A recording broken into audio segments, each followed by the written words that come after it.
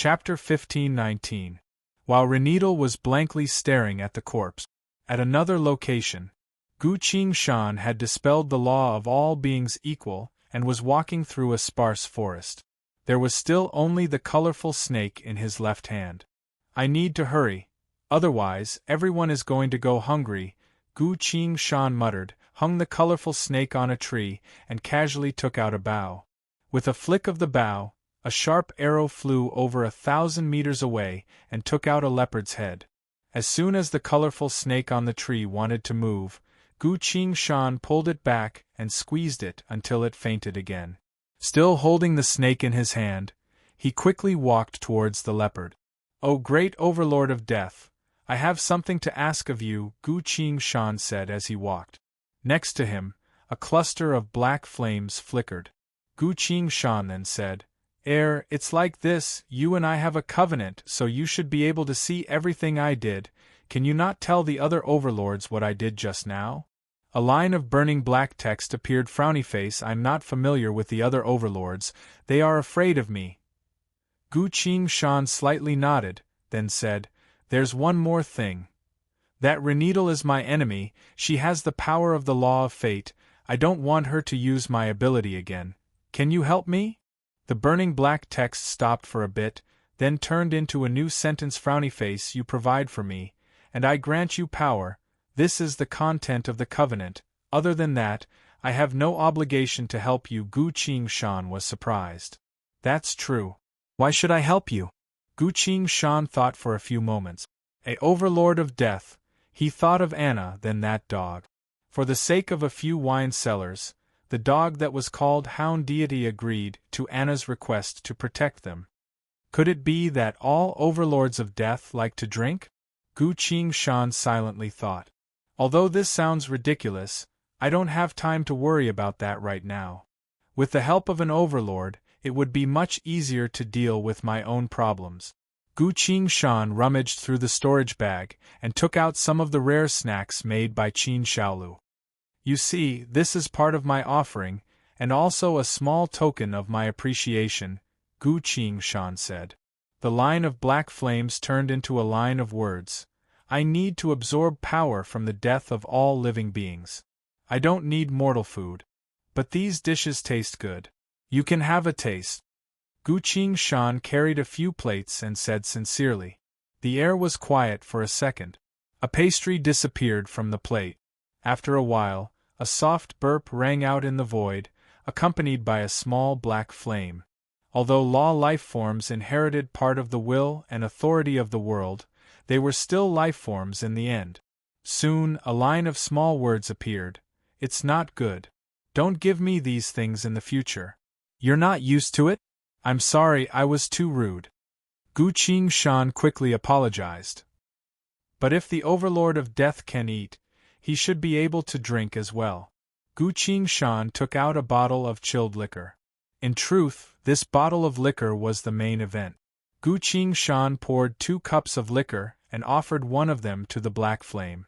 To celebrate our covenant, I offer this precious treasure to you, Gu Qingshan said. The cup didn't move. A line of text appeared in the black flame. What is this? Gu Qingshan was shocked. This overlord hasn't seen liquor before? I guess I was wrong. But since it had already happened, Gu Qingshan decided to give it a try and said, This isn't the same as food, it's very good. Another 2 breaths worth of time. The liquid level in the cup dropped a bit. Then the black flame surrounded the cup of liquor. The cup was instantly emptied. Gu Qingshan's eyebrows twitched. Haven't drunk it before? You call this haven't drunk it before?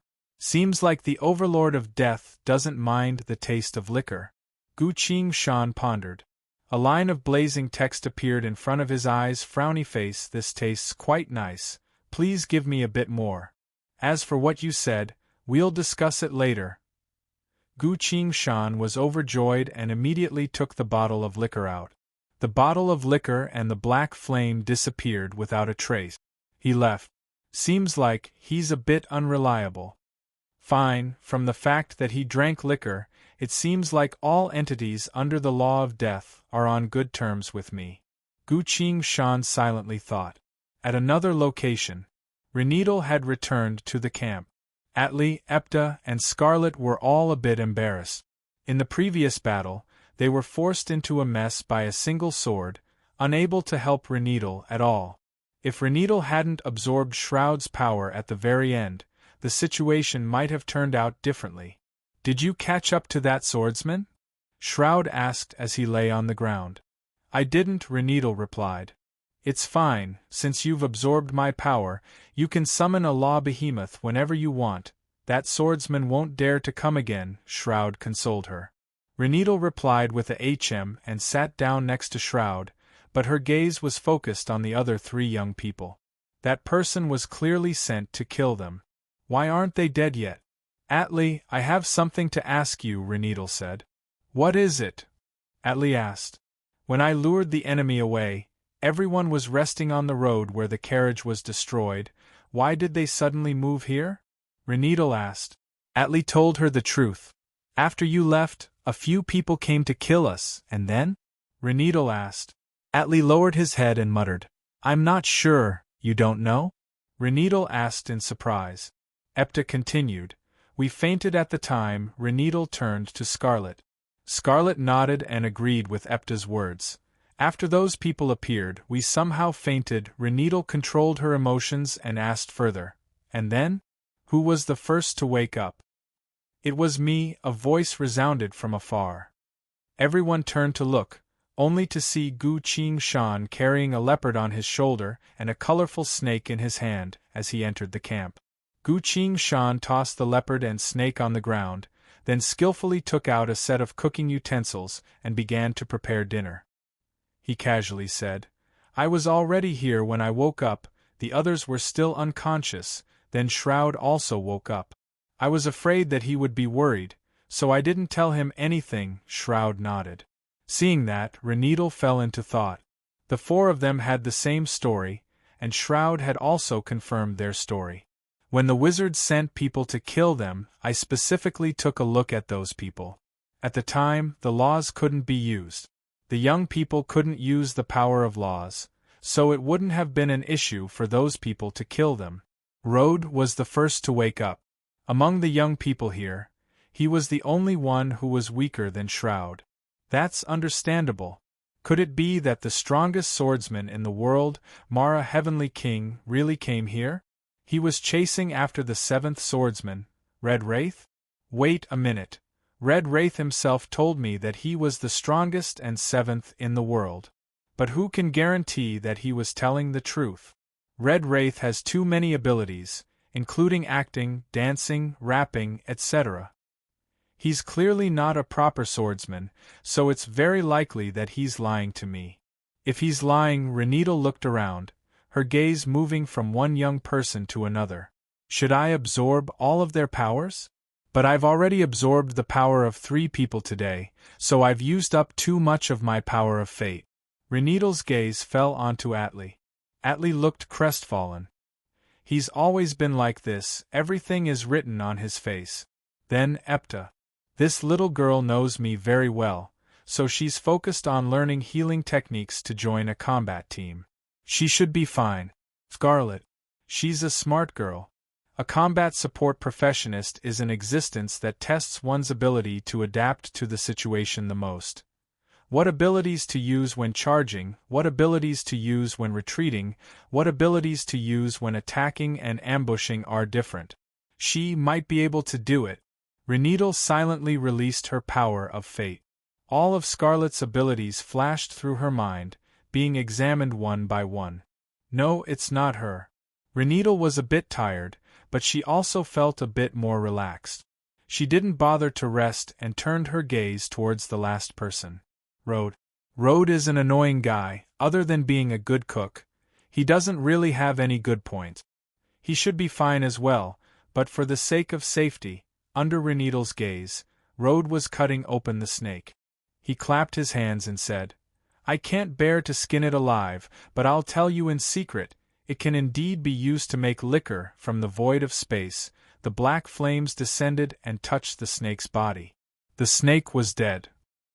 As Renedal was about to act, she recalled something and couldn't help but ask, Road, did you use the power of death to kill the snake? Gu Qing Shan casually replied. How did you gain the Overlord of Death's recognition in the first place? Reneedle continued to ask. Because I personally killed 10,000 living beings, fulfilling the minimum requirement for an Overlord, Gu Qing Shan answered without changing her expression. 10,000? How is that possible? Reneedle didn't believe it. Not just her, the others didn't believe it either. There were occasional wars in the world, but they were all small scale. Because the era of peace had lasted for too long, the overlords enjoyed this tranquility and didn't like large-scale wars, as that would involve the various laws and give them a headache. That's right, you've always been studying with us. Where would you find the time to kill people? Atli asked. Gu Qing Shan pointed at the leopard on the ground, then at the snake, and replied. I cook every day, everyone froze. He also cooks.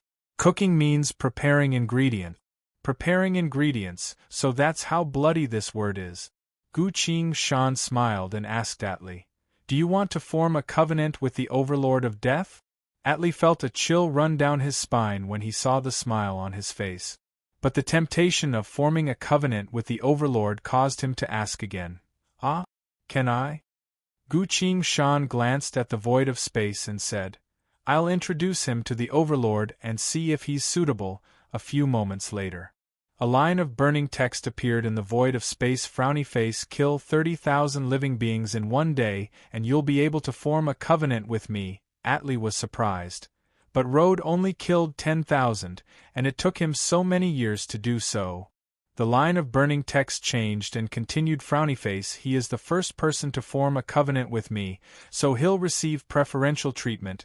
Atli was troubled and muttered. 30,000, the text continued. Yes, 30,000, you'll be able to form a covenant after that, or you can form a covenant with me first, then kill 30,000 living beings. If you manage to do that, the covenant will remain in effect for a long period of time. If you fail to do that, but still hold the covenant, then what? The burning black flames turned into a new line of text. I will use your death to end this test. Everyone couldn't help but fall silent as they read this. Atli shrank back from him. Reneedle turned to Road. The Overlord of Death's covenant is too terrifying. If I accept the covenant from him, what if this Overlord wants me to kill 30,000 living beings? If I can't, Reneedle shook her head unnoticeably. Fine, since all three of us are fine, there's no need to risk my life to investigate Road. This matter was most likely a conflict between two swordsmen, and I accidentally got dragged into it. How unlucky. Chapter 1520. Gu Qing Shan was cooking. His movements were quick and efficient, so it didn't take long before the meal was ready. Everyone supported Shroud up and carefully sat down under the tree. Gu Qing Shan ladled a bowl of soup and gave it to Reneedle. Reneedle took the bowl and personally fed Shroud the soup. Epta used another healing spell, while Scarlet used several supportive spells on Shroud's body to aid his recovery. After Shroud finished one bowl, he indicated that he didn't want to eat anything else. Atli went to gather some dry grass, arranged it into a soft bed on the ground, and helped Shroud lie down. Shroud closed his eyes and began to rest. Seeing that, Gu Qing Shan nodded. These young people are pure and kind, so they treat their companions very well. Come, we should eat something as well, Gu Qing Shan called out to everyone. There were a few crude plates on the ground, but the food inside was still giving off a fragrant smell. Everyone had been busy for an entire night, not to mention that so many things had happened at dawn. They had been in a dangerous situation for a very long time, so it was only after smelling the food that they realized how hungry they were. Our conditions are limited, so we'll have to make do, Gu Qing Shan said. Everyone sat down on the ground, took their utensils, and began to eat. Gu Qing Shan's cooking skills were naturally top-notch. Everyone ate to their heart's content, even Reneedle had a bowl of rice and 2 bowls of soup. After all, she was only a young girl in her teens. After going through so many battles in a row, she was already at her limit. After the meal, Epta and Scarlet actively went to wash the utensils and clean up the mess. Atli stood at the top of the tree, keeping watch. When Reneedle saw Shroud again, she found that he had already fallen asleep. "Road, come here, I have something to tell you," Reneedle said. Gu Shan walked over. "What is it?" he asked. Reneedle replied, "I want to hear your opinion on which direction we should go." Gu Shan said with a nervous expression, "That Red Wraith might very well catch up to us. We should leave this wasteland as soon as possible." Reneedle paused. Red Wraith was already dead, killed by Mara Heavenly King. There was no need to tell these youths about this. But was he really going to look for that Heavenly King Mara? Although Mara Heavenly King was stronger than Red Wraith, the laws of the world had already been restored, so Shroud would eventually surpass Mara Heavenly King and become the strongest. Then looking for Mara Heavenly King would be meaningless. Reneedle pondered for a bit before replying, "I just went to check the traces in the wilderness. Red Wraith seems to have left this area." Gu Shan breathed a sigh of relief and said, "That's good. When you were hunting before, where did you kill people from?" Reneedle asked. Gu Shan replied, "I'm not sure either. They seem to have been running for their lives, happened to run into me, and wanted to eat me. It seems like they haven't eaten for a long time." Reneedle muttered, "Running, in other words, someone was chasing after them." "Indeed," Gu Shan confirmed. "Shroud still hasn't recovered, so we shouldn't get into any more trouble," Reneedle said. "Let's avoid going in the same direction as them. That way, we might be able to avoid the trouble behind those people," Gu Shan said.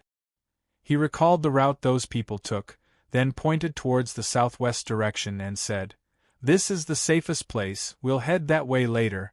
As soon as he said that, Gu Shan suddenly noticed that thin threads were emerging from his left arm and spreading in every direction. "All right, once Shroud wakes up, we'll be on our way," Reneedle said.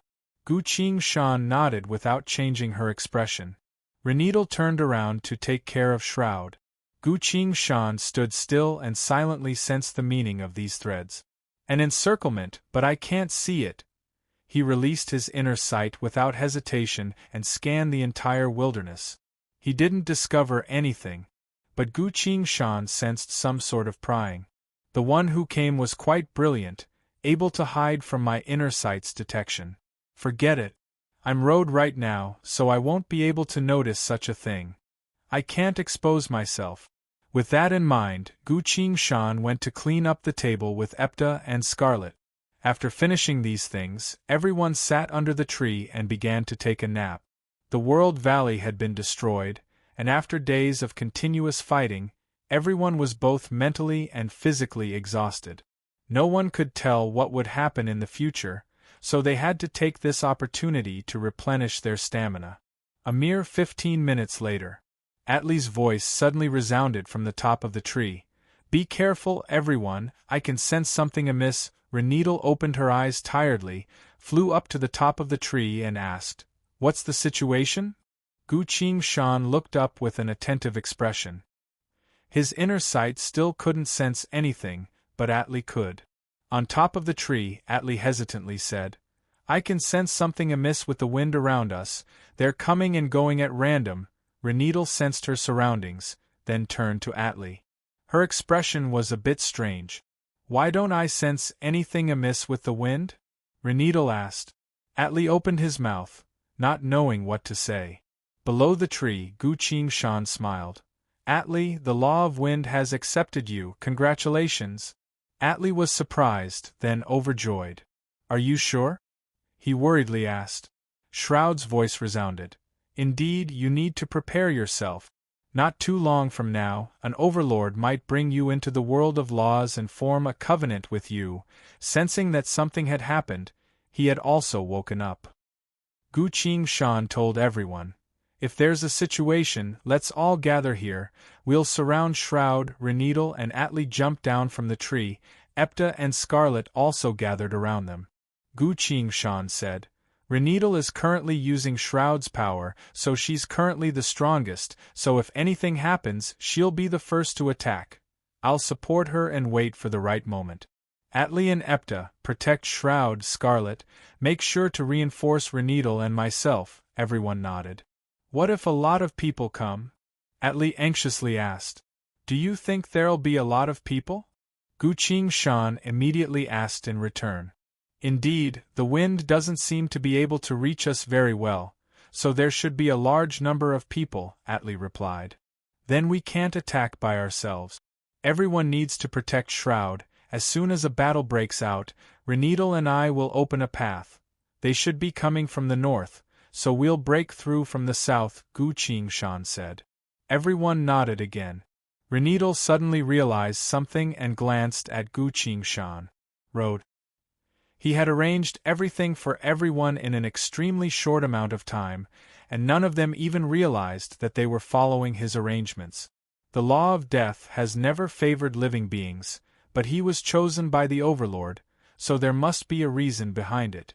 While Reneedle was thinking, Rhodes' expression suddenly turned serious and gestured for everyone to stay alert. Everyone shivered. The air around them became silent, the atmosphere gradually becoming oppressive. Although they couldn't see anything, everyone could sense that something was amiss. Patches of grass were scattered all over the ground, as if someone was stepping on them. There seemed to be a group of invisible things passing by the teenagers' temporary campsite. Don't say anything, their target doesn't seem to be us, Guqing Shan muttered. Everyone remained silent. After a while, those entities seemed to be about to completely leave the camp. Suddenly, a voice called out, Boss, that chick over there really isn't a bad choice, should we bring her with us? Another voice asked, Which one? That chick in white. Guqing Shan suddenly felt tense. Reneedle was wearing a white dress. She was the most beautiful woman in the world. Even the Grand Elder of the World Valley couldn't resist her charm. Don't act, let's wait and see, Guqing Shan quickly said. The group was filled with fear as they silently watched those invisible figures move forward. After a few moments the voice called out again. She really is, but we can't bring her with us without waiting for the group to calm down, the voice continued. Capture her, we'll throw her away in the afternoon. Yes, boss, another voice answered immediately. This time, the group couldn't hold themselves back anymore. So you want to die, Reneedle coldly scoffed. Her body gave off a faint glow, ready to summon a law behemoth at any moment. Someone exclaimed in shock. Someone said, That's someone from the World Valley. The voice that gave the order from before suddenly raised its voice and shouted, There are still survivors of the World Valley. Everyone, capture them. Chapter 1521. When those invisible entities said that they wanted to capture Reneedle, conflict was already unavoidable. Shroud struggled to move his body, but still couldn't sit up. Atli, Epta, and Scarlet were all extremely anxious. Reneedle's entire body began to radiate light. She shouted first, Law Behemoth serving the Overlord of Radiance, please lend me a hand. Boundless light erupted into the sky. But not a single Law Behemoth appeared. Reneedle's expression changed and asked, Shroud, what's going on? Shroud replied in surprise.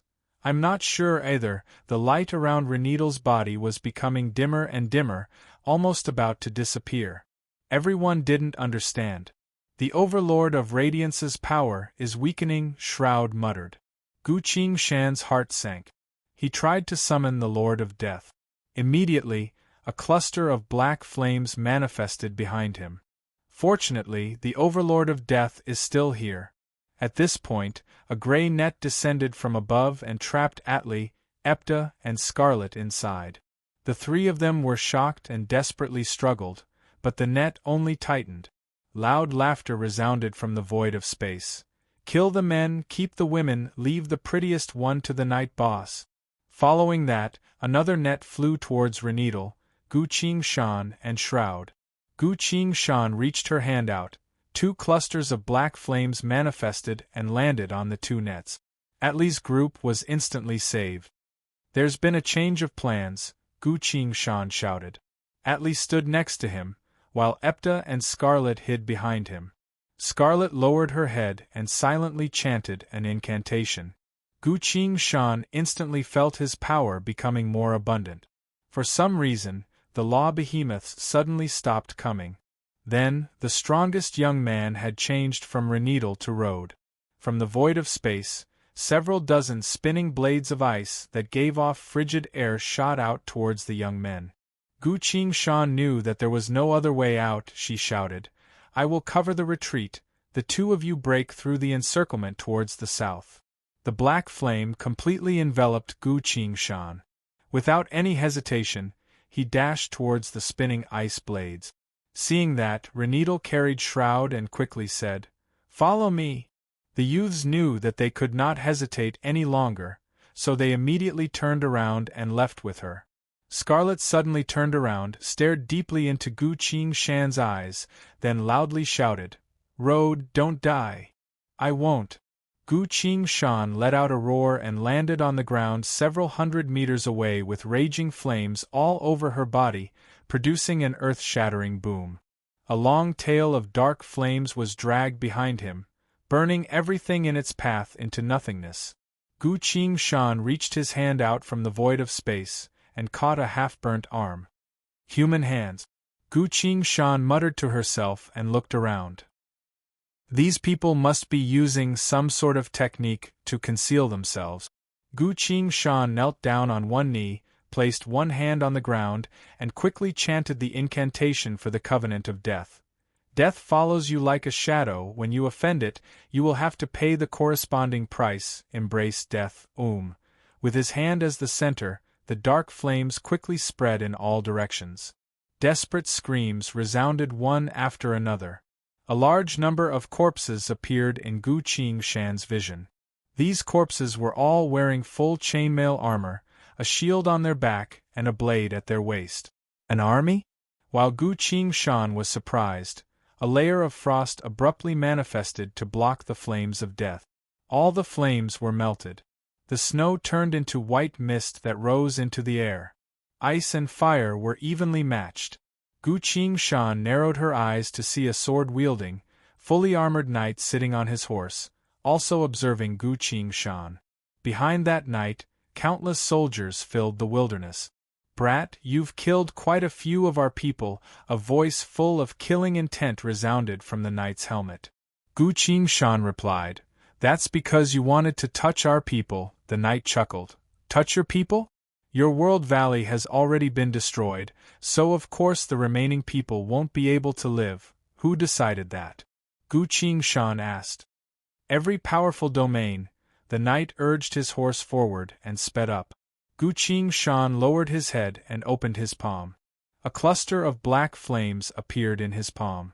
"It seems you've suffered a lot after being suppressed by the World Valley for so many years," he asked. The knight didn't answer him, and only shouted, "You're going to die." A bone-piercing chill emanated from his sword. In the void behind him, a vast icy ocean appeared. An ice law behemoth. Gu Shan's pupils dilated. "That's impossible. Only those from the World Valley knew how to form a covenant with a law behemoth. Those from other domains could only use the power of laws to strengthen themselves. They couldn't directly summon the Overlord like this." What exactly happened? As Gu Shan's mind turned, the knight had already arrived in front of him. "Die!" the knight abruptly shouted. Gu Shan pointed a finger. The cluster of flames of death carried a streak of blue lightning that struck the knight's body. Dream jolt? Gu Shan had combined his innate thaumaturgy with the power of death. The knight couldn't move any more and fell to the ground. His horse was startled and galloped away. The vast sea of ice uttered an unwilling scoff before turning into a faint image and disappearing. Gu Shan walked forward, grabbed the knight by his neck, and lifted him up. "Tell me, why were you able to summon a law behemoth?" Gu Shan asked. The knight was still being burned by the black flames, his body twitching and moaning in pain. Gu Shan retracted the black flames. The knight had just barely escaped death before he fearfully spoke. "It was the Overlord of Ice who came to find me. He said that I had an innate frost affinity and wanted me to serve him." "Serve? What are you trying to do?" Gu Shan asked. The knight didn't answer. Frost manifested on his body, spread, and quickly enveloped him. He had been turned into a frozen corpse. Gu Qingshan was stunned. Because they weren't allowed to reveal their secrets, a law behemoth directly attacked a mortal. This was completely unheard of. Gu Qingshan tossed the corpse to the ground and looked towards the distance. But the troops didn't retreat. Thousands of soldiers drew their weapons, spread out in formation, and slowly approached Gu Qingshan. The power of various laws manifested one after another on their bodies. They had all formed a covenant with the Overlord. The power of a law behemoth was immense. This instantly boosted their strength to about the same level as Shroud. How is that possible? There were too many of them. If Gu Qingshan was caught in their midst, her fate would most likely be dire. Gu Qingshan suppressed her shock and quickly asked, "Overlord of Death, what exactly is going on?" A line of burning black text quickly appeared from the void of space. Frownyface, I've said it before, the laws don't welcome me, I don't know anything about them. After a short pause, another line of black text appeared. Frownyface, but I can tell you that just now, the Overlord of Radiance no longer exists. Gu Qingshan was shocked. The most powerful Overlord had died. What exactly is going on? Could these laws be plotting something? A new line of black text appeared. Frownyface, I've sensed danger. Those laws also seem to want to destroy me. Gu Qingshan asked, weren't they afraid of you? The black text appeared again. They might be afraid of me now, but they are unscrupulously forming a connection with living beings, first bestowing power upon them, then once they resonate with their laws, they would immediately absorb the souls and power of all living beings. Very soon they will surpass me. They can do that? If living beings are being manipulated like that, wouldn't that mean all living beings in this world would go extinct? Gu Qingshan asked in disbelief. Indeed, they have broken the original rules of this world, causing everything to fall into chaos. The black text replied. Gu Qingshan fell silent. The Overlord of Radiance had been destroyed. The Overlord of Death had also sensed danger. The apocalypse had yet to arrive, but this world was becoming increasingly dangerous. Gu Qingshan sighed and asked, only death can bring you power? Indeed, the black text replied. Most likely, you had already predicted this situation, that's why you were looking for a contractor, is that right? Gu Qingshan asked. Indeed, I am the guide to the end of all living beings, the guide to that slumbering world. If it weren't for the fact that my existence was threatened, I wouldn't have spent the effort to ally with living beings. The black text replied. Gu Qingshan looked at the other side. Rows of soldiers were surrounding him. Boundless power of laws was flowing from their bodies. What exactly are the other law behemoths trying to do? Why are they fighting for population? Could it be that they want to use a mortal war to decide the victor? No, the truth should be even more terrifying than that. Gu Qingshan couldn't help but sigh again and asked, why didn't you absorb my soul and life force? The black text quickly appeared. Even if the Overlord of Radiance had been extinguished, he would still hold on to something, otherwise, he wouldn't be called Radiance. As the Overlord of Death, I will silently uphold the nobility of death. Human male road, do not speak anymore. If you do not prepare to break out of this encirclement, you will die here. Gu Qingshan's eyes flickered. Countless soldiers had surrounded the tree and were charging towards Gu Qingshan. Die. Kill him. I'll cut off his head. They fiercely shouted. Gu Qingshan shook his head and muttered, I have a trick that I never use because it's too cruel. A mass of black fog rose from his body. But if this group of overlords wants to gang up on me and bully a mortal like me, there's nothing I can do. The black fog scattered in every direction, piercing through the layers of soldiers and spreading further. Instantly, all the soldiers fell to the ground. A kind of bone-deep pain, a kind of soul-piercing pain, was assaulting each and every one of them. This pain had surpassed the limits of what a human could endure. Ayarg! My hand! What happened to my head? What happened to my head? Save me! The soldiers' bodies were slowly undergoing various changes. They were evolving into a unique species. The pain caused a portion of them to faint, while the rest didn't feel any better and could only endure until they died. Magic Dragon's Bloodline. The bygone-era humanity's super war soul artifact. Its most terrifying power had been fully unleashed. Gu Qingshan looked at these people and fell into thought. If she waited a bit longer, these people would have completed their transformation and become dragonkin. Their strength would have increased by leaps and bounds. But there were no ifs. Gu Qingshan knelt down on one knee, placed her hand on the ground and chanted, "Your lives shall belong to the Overlord of Death. Your powers shall also not be taken by the other overlords, because everything of the dragonkin shall belong to me." He paused for a bit, then muttered, "Embrace death, boom!" Boundless black flames erupted from his hand, engulfing the entire ground. Chapter 1522. The black flames swept across the ground. The soldiers who were moaning on the ground were either unconscious or in extreme pain. They couldn't defend against such an attack. Wherever the black flames passed, the soldiers' flesh and blood would be burnt away, leaving only their skeletons. The skeletons would then be burnt to ashes, their souls and bodies would once again turn into drifting black fog. For a few moments, the black fog left the corpses and flew into the sky. They flew towards Gu Qingshan. Gu Qingshan stood still, allowing the black fog to come in from all directions and enter his body.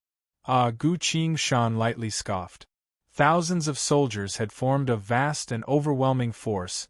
Any normal person wouldn't be able to withstand it and would directly explode. Waves of pain coursed through Gu Qingshan's body, causing him to scowl. But he was originally a magic dragon, having absorbed the power of an entire azure dragon, as well as the power of 2 dragons at the same time. This situation was nothing to him. A few moments later, all the black fog had been absorbed. Gu Qingshan closed his eyes. A dragon made entirely of black fog manifested behind him. A line of burning text appeared in front of him. Final soldier remaining, hiding 3,900 meters underground in the southeast direction. Gu Qingshan muttered, The dragon behind him suddenly swooped down and landed on his body. Following that, he turned into a several hundred-meter-long dragon that shot to the sky. The giant dragon with sharp black scales all over its body flew to the southeast and slammed into the ground. Rumble, rumble, rumble. The ground trembled. A cluster of black fog rose from the ground and silently entered the black dragon's body. Dark Magic Dragon muttered in satisfaction.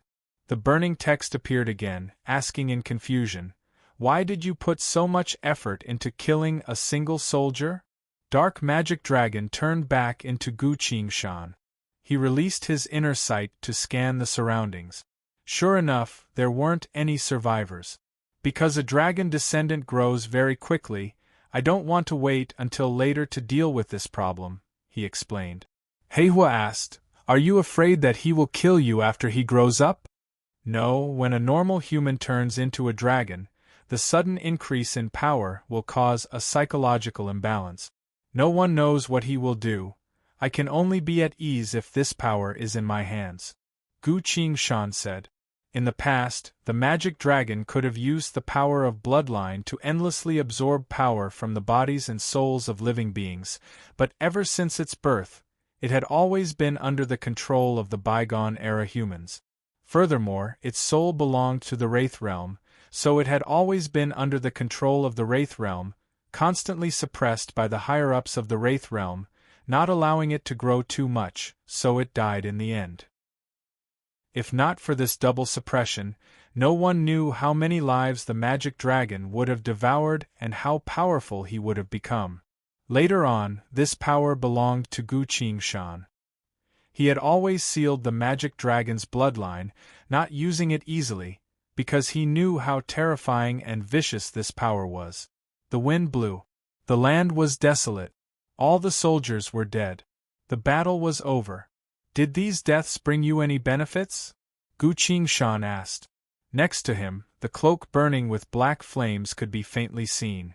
A line of text appeared from the black flames. Frowny face, my power is currently growing. Those law behemoths have sensed my change and temporarily won't try to mess with me. That's good. Gu Qingshan smiled. The text abruptly paused, then turned into a new line of text. Frowny face, there are signs of death on your companion's side. Gu Qingshan's expression changed. He retracted his presence, directly used ground shrink, and vanished from the wilderness. At the edge of the wilderness was a barren mountain. As soon as Gu Qingshan arrived at the foot of the mountain and found the cave, a cautious voice resounded from inside. Who is it? It's me. The voice was filled with joy. Road, you've returned. Gu Qingshan entered the cave. This cave was extremely small, barely enough to conceal his presence. Shroud was lying on the ground, unconscious. Epta and Scarlet were standing guard by his side. Reneedle and Atli were nowhere to be seen. Where are Reneedle and Atli? Gu Qingshan asked. Road, I don't know what to say, Epta said. What's the matter? Gu Qingshan asked in surprise. Epta started sobbing, unable to continue. Scarlet put her hand on her shoulder and calmly said, Let me tell you, Atli had successfully formed a covenant with the law behemoth of wind, obtained great power, and brought us all the way here. But Shroud suddenly said that the Overlord of Radiance was already dead. Gu Qingshan nodded and asked, And then? And then Shroud coughed up a few mouthfuls of blood, fell unconscious, and his body grew weaker and weaker, while Reneedle immediately used her fate ability to absorb Atli's power instead when she saw that the situation wasn't looking good. That was how she managed to survive. Gu Qingshan walked forward, put her hand on Shroud's body, and used her inner sight to examine him. Shroud's injuries didn't worsen, but his vitality was growing weaker and weaker. That's strange, Gu Qingshan said. With 2 covenant bearers of the law of wind, our strength should have greatly increased. What exactly happened? Why did both Atli and Reneedle disappear? Scarlet's gaze fell, then lowered her gaze. We ran into a group of unfamiliar professionists. As soon as they found out that we were from the World Valley, they immediately tried to kill us. During the battle, Reneedle was heavily wounded. Gu Qingshan froze. Atli said that there are people everywhere who want to kill us. We can't continue like this. He took Reneedle away, saying that he wanted to find someone to heal Reneedle first. And then you were left behind? Gu Qingshan asked. Yes, Scarlet replied. Gu Qingshan's gaze became sharp and casually said, Epta originally cultivated self-healing techniques, but he still wanted to take Reneedle to find someone else to heal her. Did Reneedle object? Scarlet coldly chuckled. Reneedle said that it would be too conspicuous for so many of us to stay together, so it's better for us to split up for now and come back to find us after she's fully healed. Gu Qingshan didn't say anything else. Epta was a healer, while Scarlet was a support spell user. Both of them specialized in their own fields, but neither of them were proficient in combat. Shroud lost the power of the Overlord of Radiance and fell unconscious. And at this point in time, they were going to split up. Let's not talk about Reneedle for now. What happened to Atli? Gu Qingshan was pacing back and forth in the cave. Epta was crying. Scarlet's gaze was fixated on Gu Qingshan without leaving. Gu Qingshan carefully recalled everything that had happened recently. Suddenly, he recalled a certain scene. Reneedle is too beautiful, the most beautiful girl I've ever seen in my entire life. She made me feel young once again, awakening my slumbering heart. I don't know why I'm doing this either, but since it's come to this then, or this was the Grand Elder of the World Valley. Such a person could already stand at the peak of this world. What couldn't he obtain if he wanted it? Would he specifically search for a girl because of his emotions? The Grand Elder, and also, as soon as I arrived here, Reneedle was taken away by bandit. Then, it was her who led the enemies away. The invisible army earlier originally had other objectives, but they suddenly noticed Reneedle and attacked her. And then there was Atli.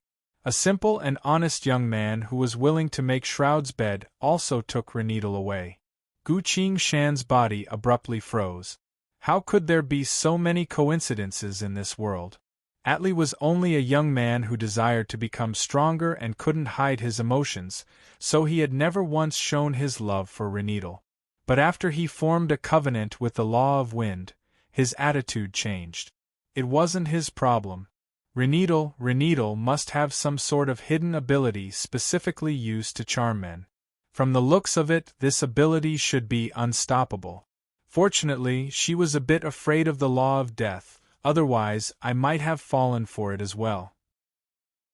With that in mind, Gu Qingshan immediately spoke in her mind. Shanu, if you find out that I've fallen in love with Renidal and am pursuing her, you must stab me with the power of lawbreaker. Without hesitation, Shanu coldly replied.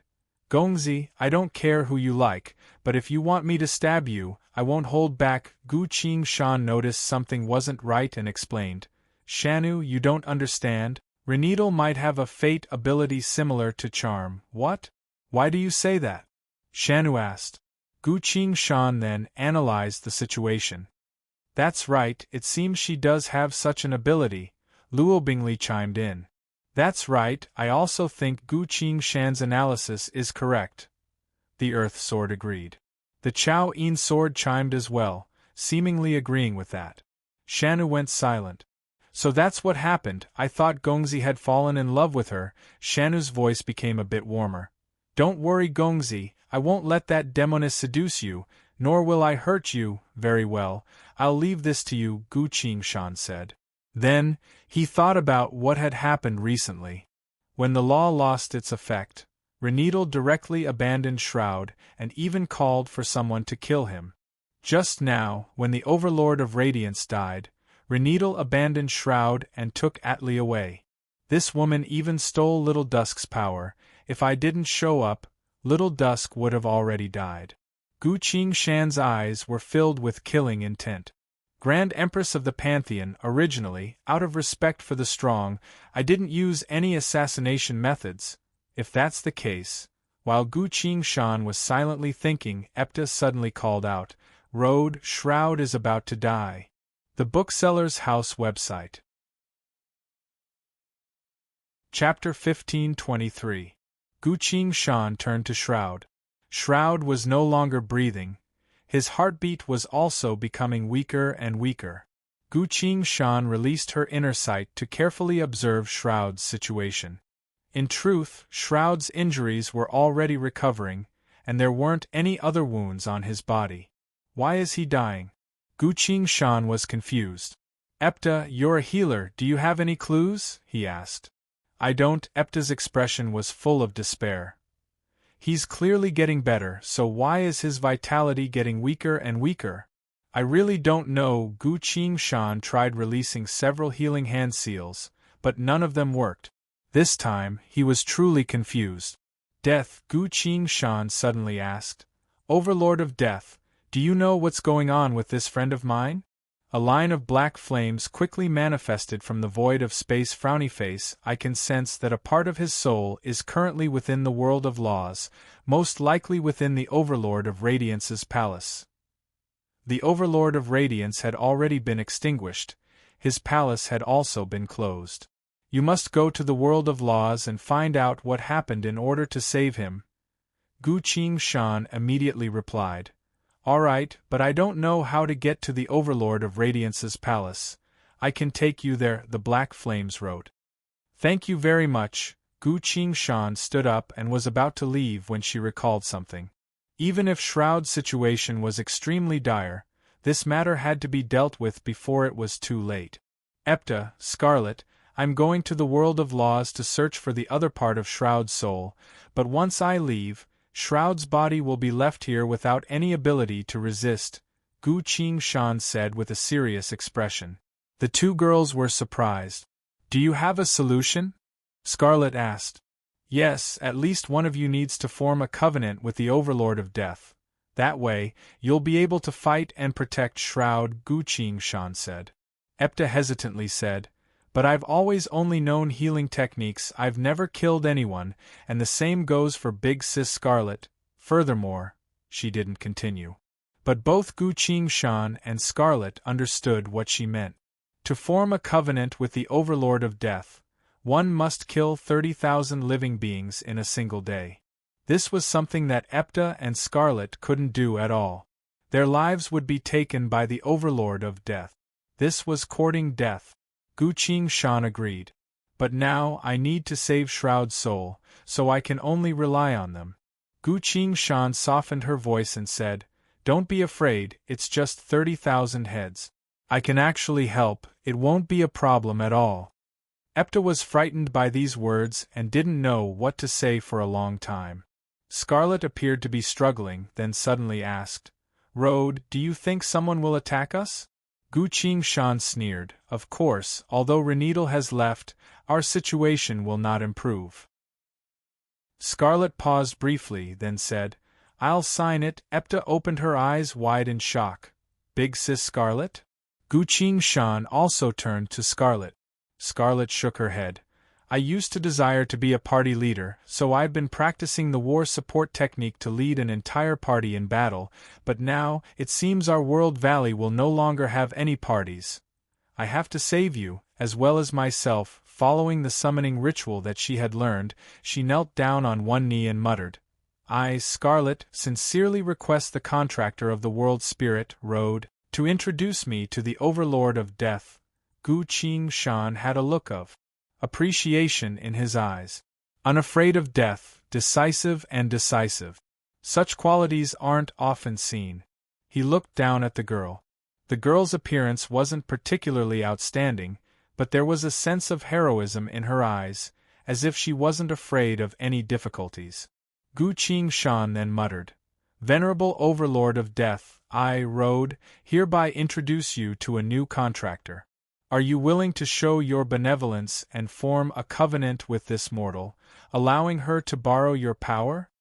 A cluster of black flames appeared in the void of space. "I allow it." The black flames manifested out of nowhere, enveloped Scarlet, and directly took her away. One breath's worth of time later, Scarlet reappeared. However, her expression was a bit strange. "What's the matter?" Gu Qingshan asked. "It's nothing," Scarlet hurriedly replied. "You've formed a covenant?" "Yes, very well, then I'll be going. If there's an enemy attack, you only need to hold them off for a bit. I'll immediately return." After saying so, Gu Qingshan clenched his fist. An invisible power began to surge from his body. Blessing of the past worlds. Instantly, he left the cave and entered the world of laws. Scarlet stood still, her expression fluctuating. "Big Sis Scarlet, are you okay?" Epta asked in concern. "I'm fine. Epta, I remember that during your birthday, you once prepared a bit of liquor for the elders," Scarlet replied. "Ah, I did," Epta replied. "Do you still have any?" Scarlet asked. "Yes, the elders didn't drink much at the time. There were still 7 to 8 bottles left," Epta replied. "Give it to me, I have use for it." "All right, I won't drink it anyways." Scarlet accepted the liquor, took out one of the bottles, and held it in the air. The bottle disappeared in an instant. "Huh? What's going on?" Epta was surprised. Scarlet answered without changing her expression. To provide for the Overlord, she opened another bottle of wine and took a sip herself. "Big Sis, when did you learn to drink?" Epta was still surprised. This was the Overlord's idea. He designated liquor as a catalyst that would allow the contractor to better harmonize with the law of death, allowing them to utilize its power beyond their expectations, Scarlet replied. Scarlet drank one mouthful, then another. "As I drank this liquor, I feel like my power of death has grown a bit stronger." "Seems like it's true. The Overlord of Death wanted someone to drink with him.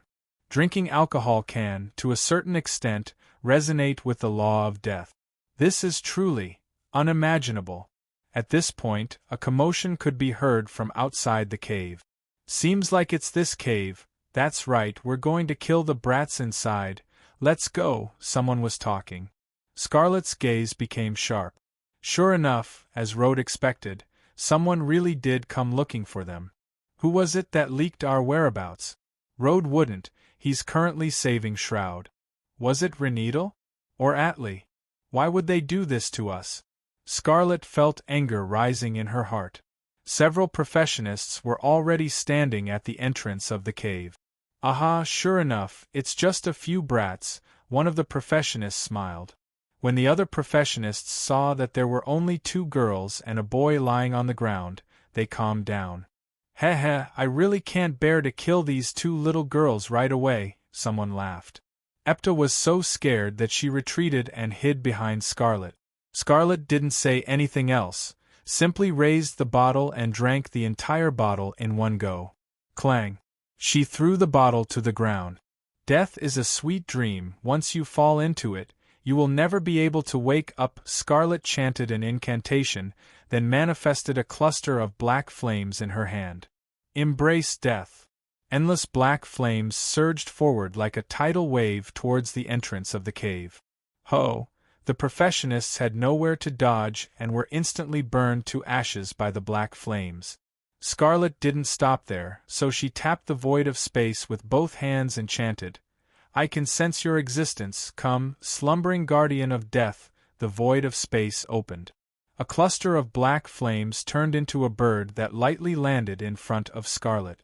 Flying Bird observed Scarlet and said, I am the servant of the Overlord of Death. I really must say, your talent in death isn't any weaker than Rhodes. Scarlet's face was flushed red as she opened another bottle of liquor. I can be even stronger. Stop, you're really going to get drunk if you keep drinking, Flying Bird hurriedly said. Gu Qingshan was flying through the chaotic world. His body was covered in black flames. This was the power of the law of death that was guiding him forward. Following Gu Qingshan's flight, the blurry scenery abruptly disappeared. A grand and majestic palace appeared in her vision. It gave off an endless white light, making it look extremely solemn. Gu Qingshan flew into the palace, only to see that everything in the palace had been destroyed. The statues were also broken and scattered all over the ground. A single person was sitting at the center of the palace, Shroud. He was staring at the statues blankly. Shroud, what's the matter? Gu Qingshan asked. Shroud replied, I'm fine, I just haven't thought through something. What is it? If you don't return now, your body will die. Hurry and come with me. Gu Qingshan said. Shroud shook his head and sorrowfully said, I don't understand. The law of radiance illuminates all things and causes all laws to grow, so why was it surrounded by so many laws and destroyed in the end? He turned around and looked at Gu Qingshan. Road, the laws are attempting to absorb power from radiance and divide the entire law of radiance. It was clearly the law of radiance that helped them grow stronger, but they plotted against the overlord of radiance instead. Listen. Shroud tapped the void of space with his hand. Various voices resounded from all around the palace. The age of radiance has passed, but there is still a final soul left in its divine palace. Destroy him. I'll break down the power of the law of radiance. No, you're too weak. The power of radiance will make you explode. Let me do it. Be careful. No one will be able to endure that power. Indeed, don't be greedy when breaking it down. Take as much as you can according to your own abilities. Hurry. Put in more effort. These were clearly the voices of the law behemoths. Gu Qingshan silently listened for a while. Shroud's expression was full of sorrow. The light around his body was becoming dimmer and dimmer. Gu Qingshan sighed and said, Let's return first. You don't understand. I am the final soul of the law of radiance. Once I leave, this divine palace created purely from the law of radiance will be divided among the other laws, Shroud replied. Gu Qingshan shrugged. So you're just going to cry here? Shroud paused. They all believe that the law of radiance is a matter of the past. What do you think I should do? He asked. Don't worry about what they think, and don't worry about what I think, but do you think you should take revenge? Gu Qingshan asked him in return. Shroud froze. Don't worry about what others think, Gu Qingshan sincerely told him. You are the final host of the law of radiance. What do you think you should do? Should you allow your radiance to be destroyed forever, or should you act like a man, stand up and do something? Shroud fell silent. A few moments later, he muttered. If there were no other radiance in this world, I would be the only radiance. The light around his body abruptly erupted, gradually filling the entire divine palace. Chapter 1524. Shroud stood at the center of the divine palace, his radiance growing more and more blinding. He walked up to the ruined statue, knelt down on one knee, and chanted an incantation. Radiance, divine artifact, I summon you in the name of the final ray of radiance. If you are willing to follow me, then we still have hope. If you are unwilling, when the law of radiance is completely destroyed, I will proceed on my own. After saying so, he silently waited. A few moments later, nothing happened. Shroud sighed and stood up. All right, then I'll have to go alone. Before he finished speaking, the broken statues suddenly exploded, turning into specks of golden light that condensed into a golden book out of thin air. The Book of Prophesied Destinies. Shroud was still a young man, so he exclaimed in surprise. The book flipped open, displaying lines of text in front of him. Shroud quickly finished reading, hugged the book close to his chest, then told Gu Qingshan, "We can leave now." Gu Qingshan asked, "What about this divine palace?" Shroud patted the book and replied, "It's fine, the origin of the law of radiance is contained within this book. This divine palace is now nothing but an empty shell, used to temporarily deceive those law behemoths." He held Gu Qingshan in one hand, opened the book with the other, and chanted, "Return to the mortal realm." The golden book gave off a cluster of light that enveloped the two of them. Instantly, the two of them disappeared. Inside the cave, Gu Qingshan suddenly appeared. "You're finally back," Epta's voice resounded. Gu Qingshan turned around, only to see Epta holding Scarlet in her arms, sitting next to Shroud. Epta was quite careful, as she had set up a small isolation barrier around her body, which could be used to stop simple prying and attacks. Scarlet remained motionless in her arms. "What happened?" Gu Qingshan's heart sank and hurriedly asked. "Some people came, Scarlet killed them all," Epta replied. "Did she run out of power? Or was she wounded?" Gu Qingshan asked. "She drank too much," Epta replied. Gu Qingshan was surprised. Epta then told her what had happened. Gu Qingshan slowly understood. How did things turn out like this? If that was the case, then the one who caused the law of death to become addicted to alcohol was actually him? At this point, Shroud slowly opened his eyes and struggled to speak. "Hurry, we need to leave." His injuries hadn't healed yet, so it was still difficult for him to move. "Will those law behemoths chase after us?" Gu Qingshan asked. Shroud quickly replied. Indeed, they had originally intended to divide the origin power of the law of radiance among themselves, but soon found that the divine palace's power had completely disappeared. Gu Qingshan sighed. "Not good." Shroud replied. "It really isn't good. They will definitely come to this cave, so we need to flee right now." "Alright, let's go." Gu Qingshan carried Shroud on her back, while Epta hurriedly carried Scarlet as well. "Wait!" Shroud suddenly called out. "What's wrong? We have to leave quickly," Gu Qingshan said. "But why don't I see Reneedle and Atli?" Shroud asked in confusion. Gu Qingshan froze. Epta was also speechless. Everyone knew that Shroud and Reneedle were a couple, they'd been together for so many years, and it was Shroud himself who saved Reneedle. But just now, when the Overlord of Radiance was about to disappear, Shroud was trapped in the divine palace of Radiance, seemingly on the verge of death, but Reneedle had already left. Atli had formed a covenant with the Law of Wind, and Reneedle had left with him. Gu Qingshan was a bit hesitant. In theory, she should have told Shroud about Reneedle right away. But Shroud's injuries hadn't fully healed yet, so suddenly hearing such news would most likely deal a heavy blow to him.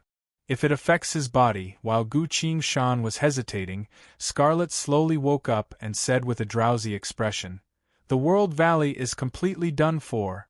The most promising Shroud is also done for." Atli felt that we were burdens, so he took Reneedle and ran away. There's nothing we can do, there's really nothing we can do, we can only raise our glasses and burp. Scarlet let out a small hiccup, then buried her head in Epta's chest and fell asleep again. The air suddenly became silent. Gu Qingshan had no choice but to continue. Shroud, don't listen to Scarlet's nonsense. In truth, if we all stay together, we'll be too big of a target, so splitting up and running away is the correct choice. Shroud took a deep breath and said, Reneedle's plan is correct. If she follows us right now, it will only put everyone in more danger. His voice was a bit cold. Gu Qingshan couldn't tell what he was feeling, only feeling that he seemed to be very distant from everyone else. But this can't be helped.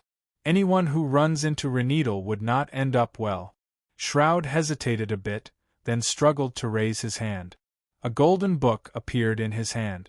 The book opened. A small, round pendant flew out and hovered in the air.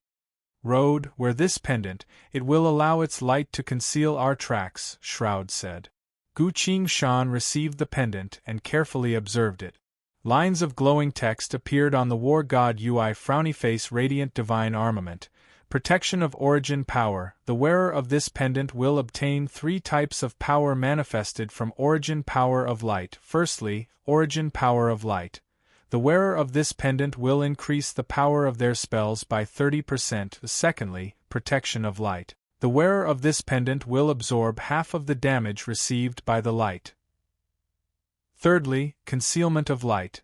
The wearer of this pendant will gain a concealment range of 100 meters in radius. Within this range, you and your companions will not be tracked by any spells. Attention! The above 3 types of power can only be used during the day, Gu Qingshan exclaimed in surprise. Sure enough, it's a good item. Shroud strenuously replied. Right now, all the good items in the entire Divine Palace of Radiance are in my hands. We need to find a suitable place to hide. We'll make further plans after I've recovered. You're right, Gu Qingshan replied. He released his inner sight to carefully observe Shroud's expression. Shroud didn't seem to be sad, nor did he mention Reneedle again. Wait a minute. Could it be, Shroud has always been charmed by Reneedle, which is why he's been with her? Gu Qingshan's heart skipped a beat. Or rather, when Reneedle first appeared, she was in the water. Could it be that she had already charmed Shroud at the time, which was why Shroud saved her? Gu Qingshan felt a chill in his heart. If this kind of charm is something that no one can resist. He left the cave, got his bearings, and quickly chose a narrow path.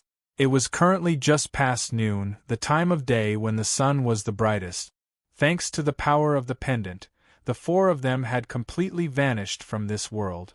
At another location, Reneedle was sitting inside a luxurious horse carriage. Atli pulled open the curtain and cautiously asked, Reneedle, are you all right? I'm fine, I just need to rest for a bit, Reneedle smiled. Atli stared at her blankly, greedily staring at her peerless beauty. Reneedle muttered, Shroud won't be able to live for much longer, Atli. I'll have to rely on you from now on, Atli immediately replied. Don't worry, since I've already formed a covenant with the Law of Wind, I'll only grow stronger and stronger. I'll protect you, Reneedle. Reneedle's smile became a bit warmer. She leaned forward and stared at Atli. Grow stronger and stronger in this era, this isn't enough at all, Atli asked. Then what should I do? Should I become the strongest combatant in this world? No, you must become the strongest person in history. No one in the past or future will be able to surpass you. This is your goal, Atli. Only by doing so will you be able to win my heart. Atli was surprised. He had only heard of people wanting to become the strongest person in the world, but he had never thought that Reneedle would reach such a level. But since Reneedle had said so, that's what I'll do. Atli reached his hand out, wanting to stroke Reneedle's face. Reneedle lightly caught his hand and asked, What I've asked, can you do it? Reneedle, for you, I will do it, Atli replied. Reneedle nodded in satisfaction. All of a sudden, the world around them disappeared. The world of laws abruptly manifested. Boundless wind gathered to form a vortex, giving off a resounding voice. Go, mortals who have formed a covenant with me, you must travel the mortal realm and find the newly born overlord of radiance. He carries countless treasures on him. He is the enemy of all formations. In the obscure world of laws, some dim light and shadows outlined a portrait. Shroud. Shroud's image appeared in the void of space. Go, find him, kill him, take back all of his treasures and origin power. All laws shall reward you for this. The law behemoth of wind roared in anger. Chapter 1525. The image of Shroud was manifested in the void of space. Reneedle glanced at Shroud's image, then looked around, only to see that the entire world of laws was filled with mortals. These mortals had all been brought into the world of laws from every corner of the world. They had all formed covenants with the law behemoths and were able to use the power of laws. A few moments later, all of a sudden, countless law behemoths roared at the same time, declaring to the mortals, "We have sealed off the space from now on. No one is allowed to teleport or fly, until this remnant of radiance is found." With that, the world of laws slowly disappeared from the mortals' eyes. Atli and Reneedle returned to reality, still on the horse carriage. "Atli, what do you think?" Reneedle asked. "Kill Shroud." Aside from the Overlord of Death, all the other overlords had declared this at the same time. "Kill Shroud? Isn't he about to die? Could it be?" Atli stuttered, as if he couldn't face it. He turned to Reneedle and was shocked. Despite how beautiful Reneedle was, her current expression was still terrifying enough to make anyone's heart skip a beat. "Atli, what do you think these law behemoths are trying to do?" Reneedle asked. Atli blankly replied. "They want to kill Shroud," Reneedle said in irritation. "The law behemoths are clearly so powerful, why don't they kill them themselves instead of borrowing the hands of mortals to kill Shroud?" Atli thought for a bit, then shook his head. "I'm not sure either." A hint of disdain flashed through Reneedle's eyes, but she still smiled and said, "I'm guessing that Shroud has something that prevents these law behemoths from finding him." Atli nodded. "That's right, they just said that Shroud has countless treasures on him." Reneedle fell silent. Atli thought for a bit, then excitedly said, "Shroud is definitely still in that cave. Even if he left, he shouldn't have gone too far. How about we chase after him?" Reneedle didn't say anything and suddenly reached her hand out. There was nothing in his hand. "How regretful. I remember that Red Wraith had an ability that allowed him to find the target of his thoughts, but to save Shroud, I had no choice but to give up Red Wraith's ability." Reneedle muttered to herself. She carefully recalled what had happened recently, and her heart was filled with endless annoyance. Damn it! Why was he so impatient? On one matter, he changed his attitude too quickly, so much so that he neglected the trajectory of fate. For someone like Shroud, even if he was on the brink of death, he would still be able to escape and rise from the ashes. Otherwise, why would he be called the leader of the new generation in the World Valley? The next time he encountered something, he couldn't be so indecisive. Reneedle closed her eyes, and a figure appeared in her mind. Red Wraith. Although this person was an enemy, he was always calm when it came to facing enemies and adapting to changes. He was like the calmest hunter. Even when she used that ability and was about to eat him, he still calmly called himself the 7th best swordsman in the world, successfully making her hesitate. Reneedle clenched her fist. Why can't I face the same problem as him? A truly powerful person would never be an indecisive opportunist, Reneedle muttered to herself. Her gaze became a bit more forceful. Reneedle, what do we do now?" Atli asked. Reneedle turned to look at Atli. There were many people who could form covenants with Law Behemoth. Then what about Atli? He wasn't as talented as Shroud. In fact, he wasn't even as talented as Road. Although the Law of Death was detestable, when everyone was fleeing, Road was at least brave enough to stay behind and cover everyone's retreat. Reneedle sighed, picked up the cup of tea on the table, and took a sip. "I can't continue like this. From now on, I need to think carefully before making any decisions. After silently thinking for a while, Reneedle suddenly turned to Atli. Atli, do you think we'll be able to catch up to Shroud's group if we return now? She asked. Shroud is still injured, so even if they left the cave, they wouldn't be able to go too far. Our horse carriage has the support of wind breath, so it should be no problem at all, Atli replied. Atli, Reneedle smiled and asked, for my sake, would you dare to act against Shroud? Even though he had already prepared himself, Atli was still trembling in fear. As soon as he uttered a single word, Reneedle had already reached her hand out and lightly stroked his face. Reneedle gently told him, tell me after you've thought it through. Remember, you only have one chance. Atli's mouth went dry. His throat trembled a bit, feeling that his hesitation had already been tossed to the back of his mind. What do you want to do? He heard himself asking. Reneedle smiled in satisfaction. In truth, it's very simple. Halfway up the mountain, Guqing Shan's group of 4 was moving forward. They really weren't moving very quickly. The formation behemoths had banded together to seal off space. Their combined power was too great, so Guqing Shan couldn't use any spatial or movement techniques, nor could she teleport or fly. Shroud was injured. Every 15 minutes, Epta would stop and heal him accordingly. Scarlet had formed a covenant with the Overlord of Death, but she was already drunk to the point where she was in a deep slumber. Fortunately, she had the radiant pendant in hand. The power of hidden light was activated to envelop a radius of 100 meters, making it impossible for any tracking technique to find them. How do you feel? Guqing Shan asked. Shroud sensed it and replied, there is a certain artifact in the Book of Prophesied Destinies that's specifically used for healing, but I can't take it out right now. Didn't you take out a pendant? Guqing Shan asked.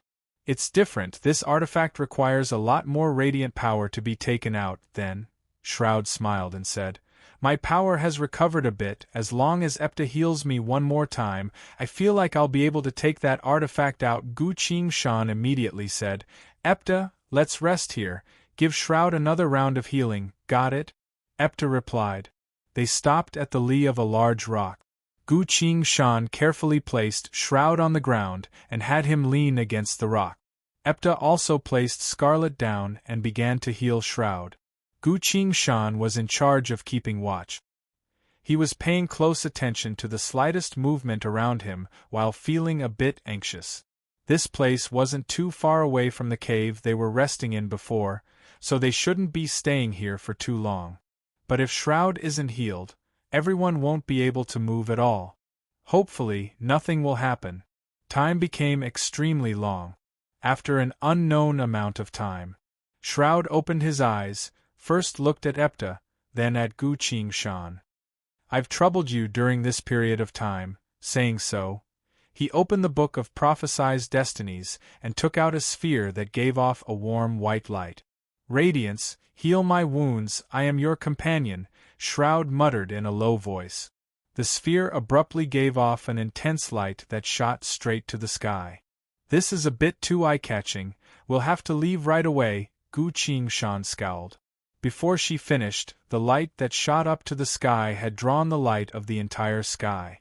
This sea of light poured down from above, completely enveloping Shroud's body. Ugh! Shroud moaned in pain. He laid on the ground with both eyes closed. Immense power erupted from his body. Who would have thought, after this heavy wound, his strength had improved yet again? Give me a bit more time, I need to deal with some of my internal injuries as well. Shroud closed his eyes and said. All of a sudden, he retracted all of his power. Guqing Shan and Epta silently waited. What's going on? Scarlet rubbed her eyes and sat up. She was woken up by the commotion earlier, so she had an uncomfortable expression on her face. Shroud is finally going to recover, Epta hugged her and happily told her. Guqing Shan suddenly turned to look down the mountain, only to see a horse carriage appearing at the foot of the mountain, quickly making its way up. Shroud caused too much commotion just now, someone still noticed us. Epta said. You guard Shroud and Scarlet, I'll repel them, Gu Qingshan said. He was ready to fight. At this point, Scarlet staggered to her feet and leaned on Gu Qingshan's shoulder. Count me in if you want to fight. Can you? Gu Qingshan glanced at her. Ask Epta, the power of death I obtained isn't any weaker than yours, Scarlet replied. Gu Qingshan turned to Epta. Epta nodded. All right, let's go together, Gu Qingshan was glad. Finally, we have a helper. Scarlet resolutely nodded. Soon enough, the horse carriage approached them. The carriage stopped at a safe distance. The carriage door opened. Atli stepped out. Atli. Gu Qingshan muttered in a low voice. Hello, road. Atli's gaze went past Gu Qingshan and fell onto Shroud. Shroud was lying on the ground, completely lifeless and motionless. He's not dead yet? Atli asked. Scarlet couldn't help but shout. Bastard Atli, he's Shroud, your friend, what kind of tone is that? Boom. Black flames erupted from her body. A black bird landed on her shoulder, staring straight at Atli. If you use that tone to talk to us again, I'm going to kill you, Scarlet declared, full of killing intent. The black bird flew into the sky, then abruptly turned into a several 100-meter-long giant bird of death that soared through the air. Atli jumped in fright. This level of power wasn't something normal laws could compare to. You also formed a covenant with the Overlord of Death, he stammered. Scarlet stood in the flames and pridefully declared, Humph! Are you saying that only you and the Law of Wind are allowed to? She abruptly stopped, crouched down on the ground, and opened her mouth wide. Atli took a step back, assumed a cautious stance, and shouted, What are you trying to do? Blarg, Scarlet vomited. She vomited for a long while, to the point where tears were already flowing out. Atli froze. What's going on? He couldn't understand the current situation. Gu Qingshan helplessly crouched down and patted Scarlet's back. How much did you drink? Scarlet breathed heavily and replied. 2 bottles, Gu Qingshan then asked. How much could you normally drink? I've never drunk alcohol before, I've always been drinking fruit juice, Scarlet honestly replied. Gu Qingshan was speechless. He picked up Scarlet, placed her next to Epta, then returned to Atli. You want to kill Shroud? Gu Qingshan coldly asked. Chapter 1526. Kill Shroud? Why would you think I wanted to kill him? Atli chuckled and asked. Gu Qingshan ignored him and replied, When we were faced with danger, you and Renito left us behind. I really don't know why you came back this time. Atli shook his head. We're still comrades, I don't want to make things too tense. Give me everything Shroud has on him, then I'll let you go. Green wind blades flew out from his body and formed a row behind him. One of the blades vanished for a split second. Rumble rumble. A crack appeared on the ground, extending all the way to Gu Qingshan's feet. Atli pridefully said, Road, give me everything Shroud has, then you can take Shroud, Epta, and Scarlet with you. Gu Qingshan looked at him with a strange expression. From the sky, the bird of flames of death descended and landed on Gu Qingshan's body. The bird turned into boiling black flames that drifted behind Gu Qingshan's back, then manifested as a long black scythe. Gu Qingshan grabbed the scythe and said, Where did you get the confidence to make me obediently give you Shroud's things? He lightly tapped his feet and abruptly flew towards Atli. Atli's gaze became sharp and shouted, Slash! Several dozen azure wind blades manifested behind his back to receive the black scythe in Gu Qingshan's hand.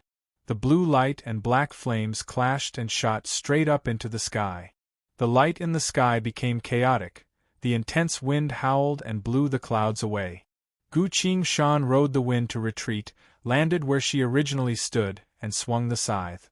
I only used 1/10 of my power. If you want to die, I'll grant you your wish with my next strike. Atli took a step back, fearfully staring at the scythe. He could sense that the other party had truly held back. Otherwise, Atli paused briefly, then suddenly said, You forced me to do this. He reached his hand into the carriage and pulled someone out. Reneedle. Reneedle was tied up tightly and couldn't move at all. Atli put two of his fingers together and a green blade appeared in his hand. He placed the long blade on Reneedle's neck and shouted, "Give me everything on Shroud or I'll kill her." Gu Qingshan was stunned. What kind of trick is this? He looked at Reneedle. Reneedle was looking at the scene on the ground with a surprised expression. Not good. Gu Qingshan had a bad feeling in her heart and suddenly reacted. Reneedle could directly obtain the power of others. Shroud was lying motionlessly on the ground, but Reneedle appeared surprised. That could only mean one thing. She replaced Atli's power and tried to draw on Shroud's. She had noticed that Shroud was recovering his strength. Gu Qingshan's heart sank, then swung the long scythe with all her strength. Intense black flames erupted from the scythe, manifesting into hundreds of black flame birds that flew towards Atli and Reneedle. Atli was shocked and shouted, "Road, you want to kill Reneedle?" He pulled Reneedle in front of him. Before the black flames even reached her, Gu Qingshan had already leapt up several dozen meters away and raised her long black scythe. The scythe howled shrilly as it slashed towards the two of them. At this point, the black flames had also arrived in front of Atli and Reneedle. Darkness enveloped them. Gu Qingshan was inside the darkness, wielding her scythe to claim their lives. It only took him a single breath's worth of time to accomplish this. Reneedle was currently tied up, so it was already too late for her to unleash her fate ability. Her power had also just been converted from Atli's Law of Wind to Shroud's Radiance power, while Shroud was in a miraculous state where he was no longer bound to the laws. For Reneedle, all of Shroud's abilities were currently unfamiliar and couldn't be immediately grasped. This was the only chance to kill her. The intense black flames followed the scythe and slashed down. "No," Atli uttered in despair. All of a sudden, the black flames in the sky disappeared. All the supernatural phenomena had disappeared. A single person stood in front of Gu Qingshan, blocking the black scythe. "Shroud." He spat up some blood and spoke with difficulty. "Road, don't kill Reneedle." Gu Qingshan froze. Scarlet loudly called out, "Shroud, take a good look, the two of them abandoned you, but now they're plotting against you." Before she could finish, a grunt resounded. The thick stench of blood filled the air. Scarlet froze, unable to say anything else. Shroud also turned around. At some point, Reneedle had escaped from her restraints and stabbed Atli's heart with a dagger. "Reneedle!" Atli called out, raised his hand, and manifested a howling blue light. Reneedle threw the dagger away and screamed, "Shroud, save me!" Shroud rushed forward without hesitation, opened the book of prophesied destinies, and unleashed a halberd made of pure gold. The halberd flashed and sent Atli flying. After that, Shroud spat up some blood. Reneedle hurriedly caught him, sobbing as she said, "It was Atli who forced me to leave you. If I didn't listen to him, he would have killed you." Shroud nodded, then struggled to reply. "It's good that you're fine." Gu Qingshan's expression turned grim. Shroud was clearly at the most crucial moment of his recovery, but he still did everything he could to stop me and send Atli flying. This was Reneedle's charm. Gu Qingshan's figure flashed and flew forward, landing on the edge of a cliff several hundred meters away. He looked down to see that Atli had just fallen to the bottom of the cliff. Gu Qingshan climbed down the cliff and quickly landed next to Atli. Atli was stabbed in the chest, then sent flying by Shroud's full power. He was currently tumbling down the cliff, barely breathing. "Atli!" Gu Qingshan crouched down next to him and called out in a low voice. Atli appeared a bit confused, allowing blood to flow out of his mouth. "Atli!" Gu Qingshan silently infused spirit energy into his body. Atli's body trembled, then regained his senses. He abruptly grabbed Gu Qingshan's hand. "Road, I've been bewitched." His eyes regained clarity as tears of regret flowed from them. His love for Reneedle seemed to have completely disappeared from his body. Gu Qingshan pursed her lips tightly, unable to say anything. Atli sobbed. Road? I've always considered you two brothers. Gu Qingshan held his hand tightly and whispered, Don't think about anything else, we've always considered you as our brother, then? Renidal. Atli hesitantly said. Gu Qingshan's voice became even softer. No one will blame you, I'll call Shroud here in a bit, we'll all sit together and talk things over, we'll still be good brothers. Atli heaved a sigh of relief, and a relieved smile appeared on his face. He stopped talking. Gu Qingshan silently looked at him. This young man had always been envious of Shroud's strength, longing to become stronger. This young man, no matter how afraid he was, had never abandoned his companions, and had even made a bed for Shroud. But now, he's dead. Dead to Renidal's charm and manipulation. Gu Qingshan closed her eyes. A second later, she abruptly vanished. On the other side, Renidal hugged Shroud and asked in concern, How are your wounds? Shroud shook his head. The most serious wounds have already healed. I was a bit heavy-handed just now, I wonder if Atli. Renidal sobbed. I don't know what got into him, but he wanted to kill me just now, so I had no choice but to act first. Shroud's lips twitched, seemingly wanting to say something. All of a sudden, a chill appeared in Renidal's heart. A deep sense of danger caused her to shiver. This was something she had never experienced before. Shroud also felt it. The two of them looked towards a place not too far away, only to see a stranger standing on top of a rock. He was wearing a pure white mask with a pair of eerie eyes, one black and one red. He was holding a sword in his hand, completely motionless, without any killing intent or presence. His entire body was blank, as if he didn't exist at all. But looking closely at him, one couldn't help but break out in cold sweat, as if they were looking at some sort of monster that they had never seen before. Red Wraith! Renidal exclaimed in shock. As soon as she said that, Shroud, who was in her arms, had already disappeared. Renidal was shocked. This was shadow shift. Space had clearly been sealed by the law behemoths, so how could he still move so quickly? Renidal attacked without hesitation, only to find that the golden halberd of light she unleashed had actually struck herself. A second later, it was gone in an instant. The victor had been decided. A chilling sensation enveloped Renidal. At the very last moment, she saw Red Wraith's mask appear in front of her eyes. His sword had pierced deeply into her neck, causing her to be unable to utter a single word. At the very next moment, Let her go! Shroud roared.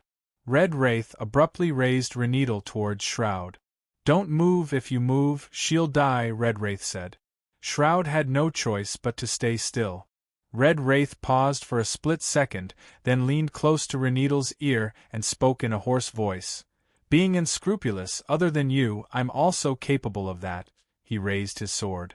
Renidal felt the world spinning around her. The world turned dark. Chapter 1527. Her head went flying. Renidal's body fell to the ground. Gu Qingshan's gaze had already moved away to look at Shroud. He wanted to see if Shroud's charm would disappear or not. It would be troublesome if it didn't.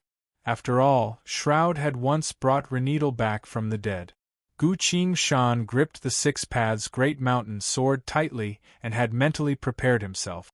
If it really doesn't work, I'll just stab Shroud. At first, Shroud appeared extremely sorrowful, but his expression slowly turned strange. He stared closely at Renidal's body and muttered, Why did my love for her disappear? He noticed that both his emotions and emotions had been tampered with by someone. Gu Qingshan was still acting as Red Wraith, so it wasn't appropriate for her to talk to him, but she silently sighed in relief. If Shroud no longer loves Renidal, perhaps even doubting the entire matter, then he might be able to find the truth. As Road, he could help him in this matter. While Gu Qingshan was thinking that, he suddenly noticed something amiss. Shroud, Epta, and Scarlet stood completely still, as if time itself had stopped. The wind had also stopped. The entire world was completely silent, no longer displaying any new activity. Gu Qingshan sensed something amiss, feeling like everything had been shrouded in a heavy shadow. Who could possibly have restrained an entire world? This is the age of immemorial. Gu Qingshan asked in a low voice. War God Ui, did you notice something? A line of glowing text quickly appeared in the void of space. Frowny face. The three great laws of time, space, and fate are currently being activated by some sort of power, will be reset in 10 seconds. Reset. Gu Qingshan froze. This time, without waiting for Gu Qingshan to ask any further, the war god Ui began to explain. Frowny face. Attention. The so-called reset refers to the process of restarting everything. The fate of all things and living beings will return to that point in time, as well as the space of that point in time. Gu Qingshan understood. But he still couldn't understand.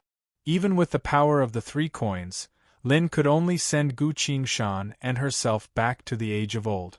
I've never heard of all things and living beings returning to the past. How can we do that? Gu Qingshan couldn't help but ask. Fate corrosion, the war god Ui replied. Gu Qingshan shuddered. Fate corruption is the result of parallel worlds devouring each other.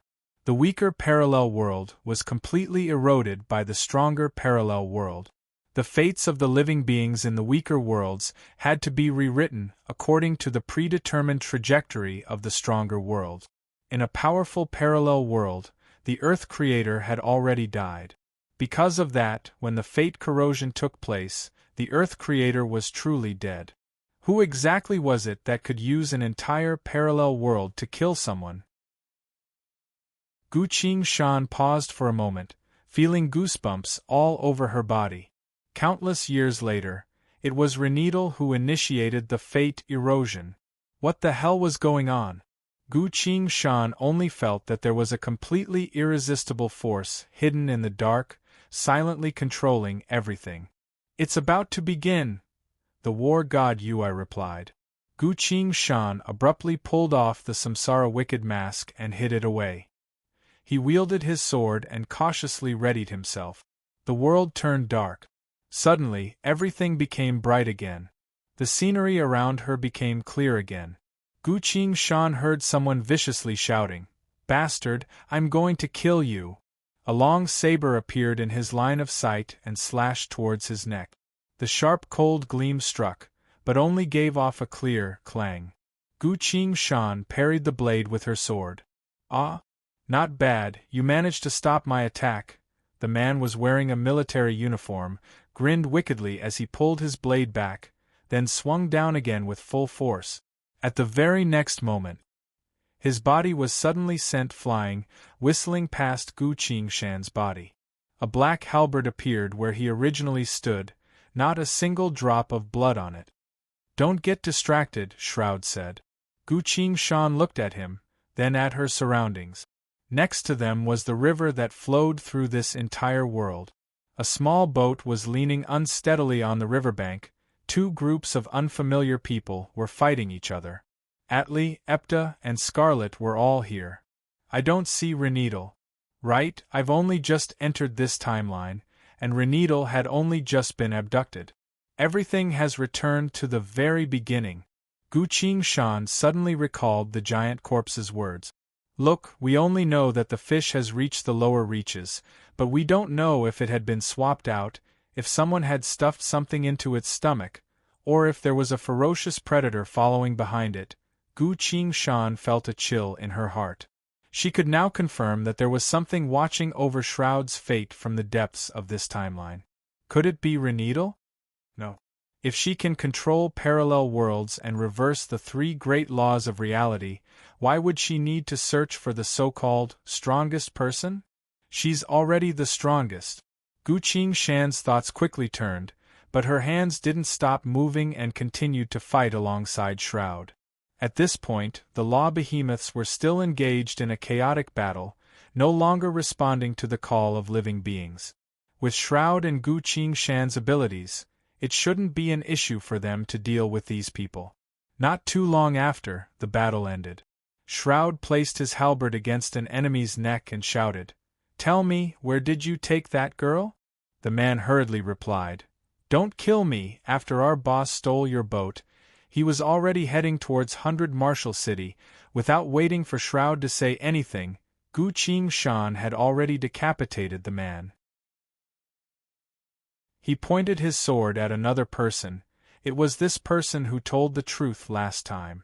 The man trembled and cried, "Don't kill me," Gu Qingshan asked. "Where exactly did your boss take that girl?" The man replied, "Actually, boss was heading towards the southeast path. Please spare my life." Gu Qingshan stood up and grabbed him by the neck.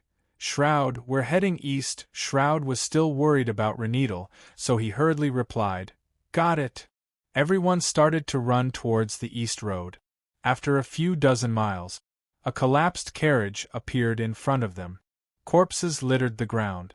A beautiful girl was standing on top of the carriage. Reneedle.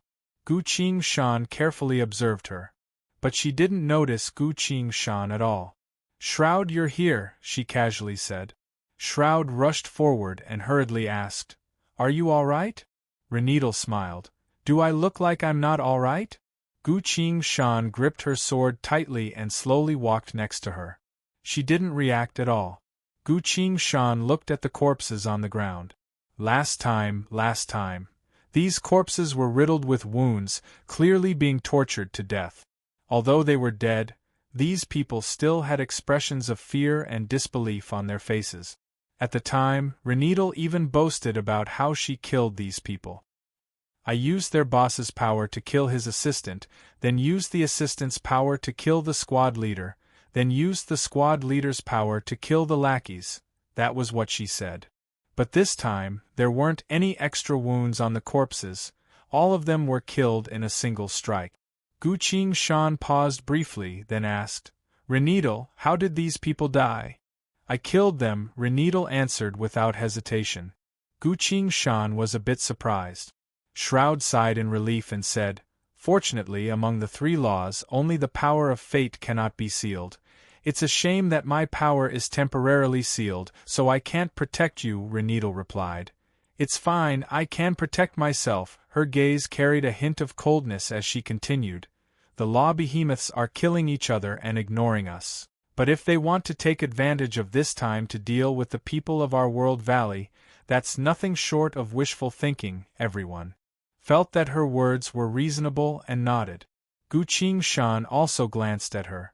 Reneedle seems to have changed into a completely different person. Her words and actions revealed a completely different personality from before. What kind of situation is this? Reincarnation? Even if a person reincarnates, their personality wouldn't easily change. "I'll have to wait and see." Gu Qingshan continued to ponder. The 3 laws were reset, the flow of space-time was reversed, everyone was revived and returned to their original state. All of this was for the sake of a new Reneedle? Who could have done such a thing? Gu Qingshan fell silent for a long time without saying anything. Miao Shu. Chapter 1528. Night fell. Everyone found a clean spot near the carriage and sat on the ground. "Only the few of us are left," Epta sighed. Shroud was confused. Something must have happened to the world of laws. "The Overlord of Radiance is no longer responding to my summons," Atli also asked. "Why did our world valley suffer the most damage? Could it be that the Overlord has something against us?" No one answered. The world valley had been completely destroyed. What will happen next? Everyone exchanged glances, only to see the fear and unease on each other's faces. Gu Qingshan glanced at Reneedle without anyone noticing. Reneedle was observing everyone. She would occasionally display a contemplative expression as she silently listened to everyone's discussion.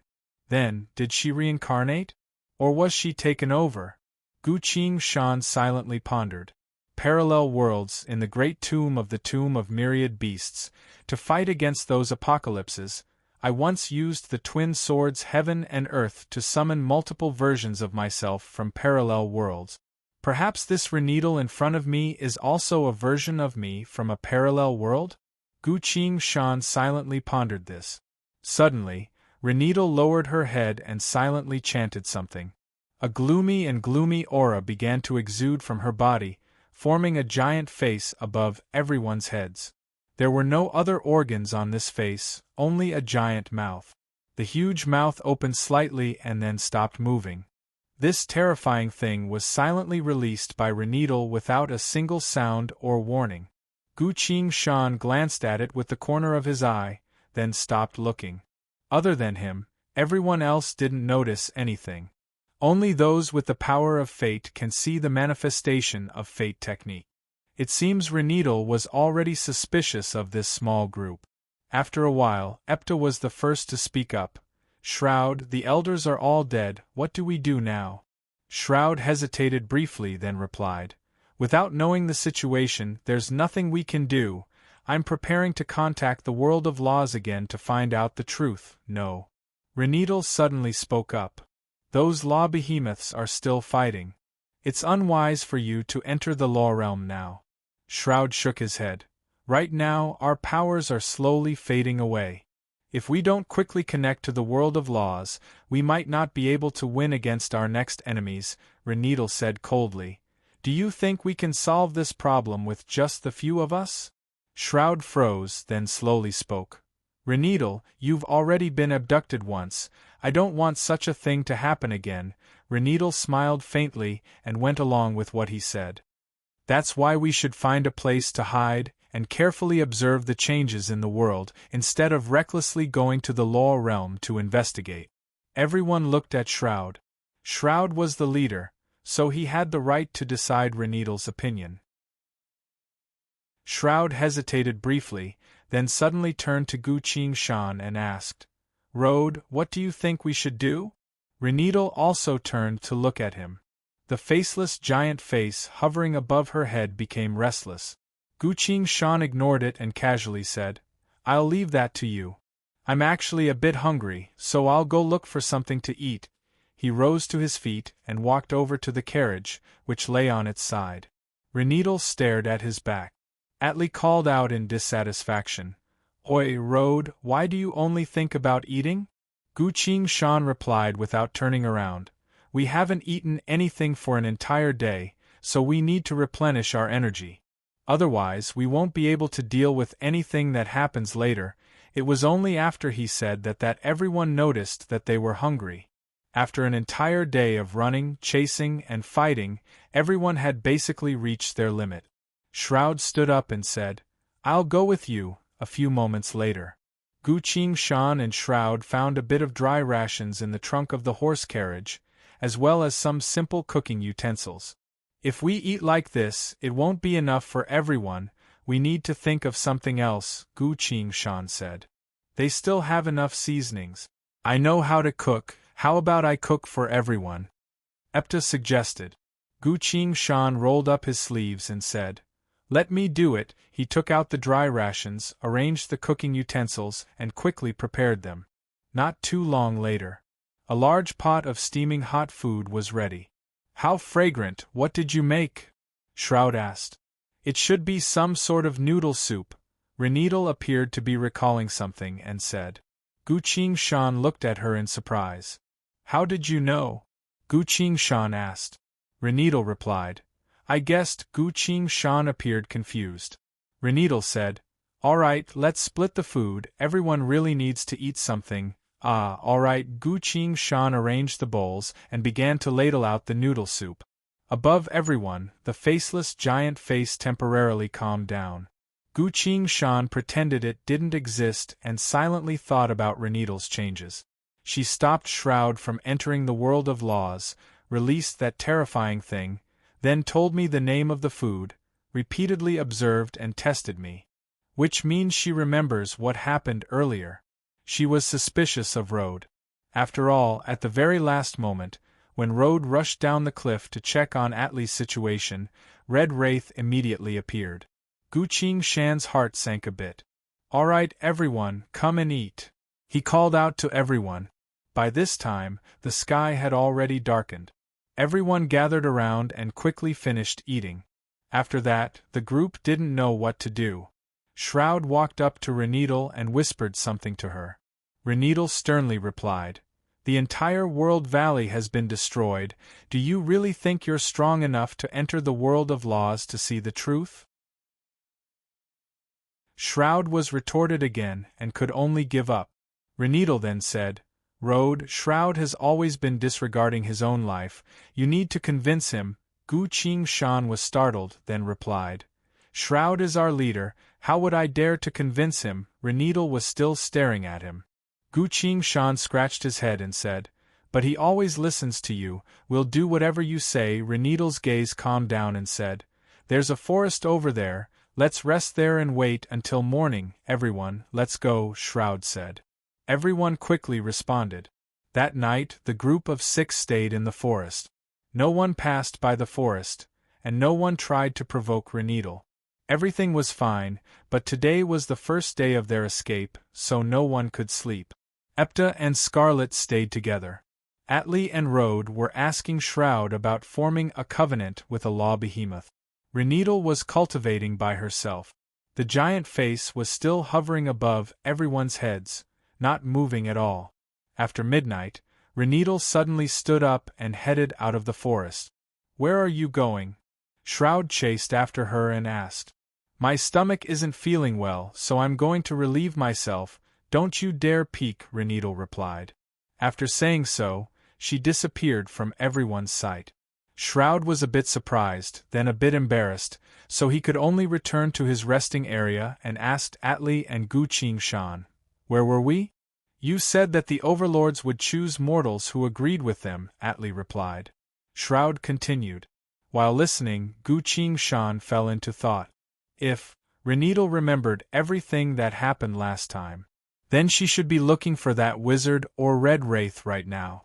If she's looking for Red Wraith, and Red Wraith doesn't show up, Gu Qing-shan felt a bit anxious. During this period of time, he had to stay close to Shroud and help Shroud understand this part of history. If he didn't dispel Reneedle's suspicions, he would have to face Reneedle's fate ability sooner or later. While he was thinking, Atli suddenly stood up.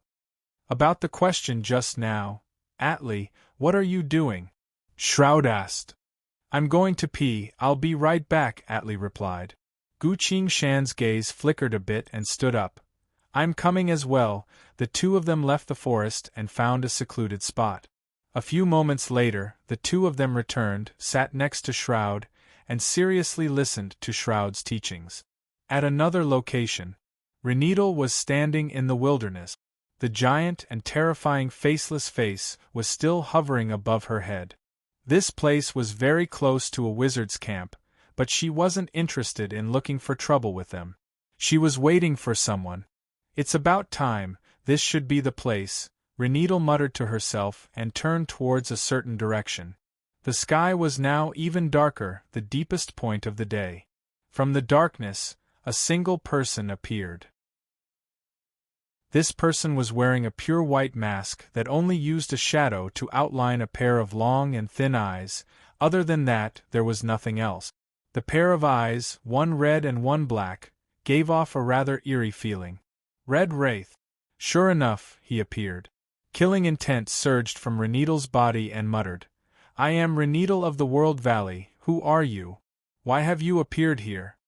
The faceless face above her head slowly opened its mouth. Chapter 1529. Someone from the World Valley? Red Wraith repeated. He looked up at the gloomy face above Reneedle's head and spoke in a hoarse voice. Very well, so you're on the same side as the Mara Heavenly King. While saying so, Red Wraith drew his sword and assumed a stance. Surging killing intent burst forth from his body. A battle was about to erupt. Reneedle's expression changed over and over again. The Mara Heavenly King. That name again. Could it be? Did Red Wraith always think that I'm an assassin who's here to ambush him? Reneedle suddenly took a few steps back and said, Wait a bit. She abruptly disappeared. Her presence and traces could no longer be sensed. It was as if she had never existed in the first place. Spatial technique. She's grasped a new spatial technique. Not only that, she's no longer absorbing my power, Gu Qing-shan silently thought. Although he didn't know what exactly had happened to her, He could already guess what she was planning. At another location, among the trees, Epta and Scarlet were still discussing where they should go from now on. Shroud, Rode, and Atli were gathered together to study the rules of contracts in the world of laws. Shroud was answering their questions. At this point, Reneedle suddenly appeared. "Huh? You're back," Shroud greeted her. Reneedle didn't even look at him, instead flew forward and placed her hands on both Atli and Rode. "Reneedle, what are you?" Atli stammered. "Hey!" Rode also didn't know what to say, so he could only utter a single doubtful word. He seemed to dislike Reneedle's hands a bit and wanted to take a step back, but stopped himself. A breath's worth of time. Reneedle looked at the two of them and slowly relaxed her brows. "Both of them are fine," she muttered to herself. At this point, Epta and Scarlet also came over and asked in confusion, "Reneedle, what's the matter? Did something happen?" Reneedle smiled and casually replied, "It's nothing, I'm just trying out a new technique, there's no need for you to be so surprised." Her figure flashed and disappeared from the forest. Everyone exchanged glances. "She's so strange," Rode couldn't help but comment. Everyone nodded in agreement. A few moments later, Reneedle once again appeared in front of Red Wraith. "My apologies, I've made you wait a bit longer," Reneedle bowed and said. Red Wraith lightly swung his sword, then said, "If you're a subordinate of the Mara Heavenly King, then let's not waste time, we'll fight to the death." Reneedle smiled and replied, "Your strength is not bad, but we don't need to test each other anymore, because I was not invited by the Mara Heavenly King to kill you." The ghastly gray face above her head disappeared. Red Wraith spat out a single word, apparently a bit surprised. Reneedle replied, "You were able to see my fate ability, so you also seem to have a very useful fate ability. You have outstanding swordsmanship and numerous abilities, but you're only the 7th strongest swordsman in this world. Red Wraith, you know me?" Red Wraith stared closely at her, his sword ready to strike. An indescribable smile appeared on Reneedle's face, as if it was a mixture of many different emotions. Red Wraith casually swung his sword. The crescent-white sword phantom left a long afterimage in its wake as it flew straight towards Reneedle. Reneedle didn't move. The sword ray pierced through her body with a whistling sound, quickly flying backwards, quickly disappearing into the end of the wilderness. Reneedle was unscathed. "Law of space? You have both the law of space and the law of fate," Red Wraith said. Reneedle replied, "Yes, I'm not that idiot and I don't like unnecessary conflict. I simply came to take a look at you and confirm a certain matter." "Confirm a certain matter?" Red Wraith asked with a doubtful tone. "You wouldn't understand." Reneedle's killing intent completely vanished, then spoke in a judgmental tone. "In truth, I should be angry at you, but the real me doesn't want to be a hypocrite, so I'll tell you the truth. Whenever I see you, I'll always recall what you did, and I'll always feel joy for it." Red Wraith stood still, asking after a long while, "What exactly are you talking about?" Reneedle chuckled, then replied, "You wouldn't understand. In short, you're only the 7th strongest swordsman in this world, so you're nothing in my eyes. I'm not that idiot, and I don't hold any grudges against you.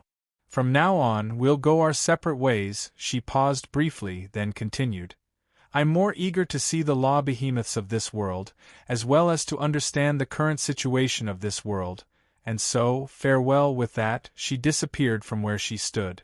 Red Wraith was the only one left in the wilderness. An earth-shattering battle, after Reneedle confirmed something, abruptly stopped. Red Wraith silently stood still for a while. Reneedle thought that he didn't know, but he actually knew everything. He recalled her every action and every word she said during their meeting just now, then began to deduce the entire situation. From her tone, she and the original soul in Reneedle's body were acquainted, and from her attitude towards Red Wraith, she didn't think much of the original soul, which means it was another soul that entered Reneedle's body and inherited her memories.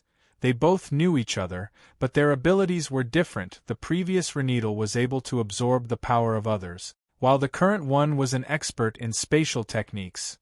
The only similarity was that they both knew that fate. Technique. Tch. Gu Qing Shan's gaze became solemn. Placing a new soul into a dead body, then allowing the entire world to reconstruct itself and repeat the process. What kind of person would be able to do such a thing? Gu Qing Shan stared at the darkness of the night, feeling like there was nothing but fog in front of him, making it impossible for him to see the truth behind this matter. He sighed. Originally, I thought the 900 million world layers was too much for my eyes to see, but now I feel like there isn't a single place that isn't. But it can't be helped, I have to get to the bottom of this. Boss is on my side, I can't let anything happen to him in history.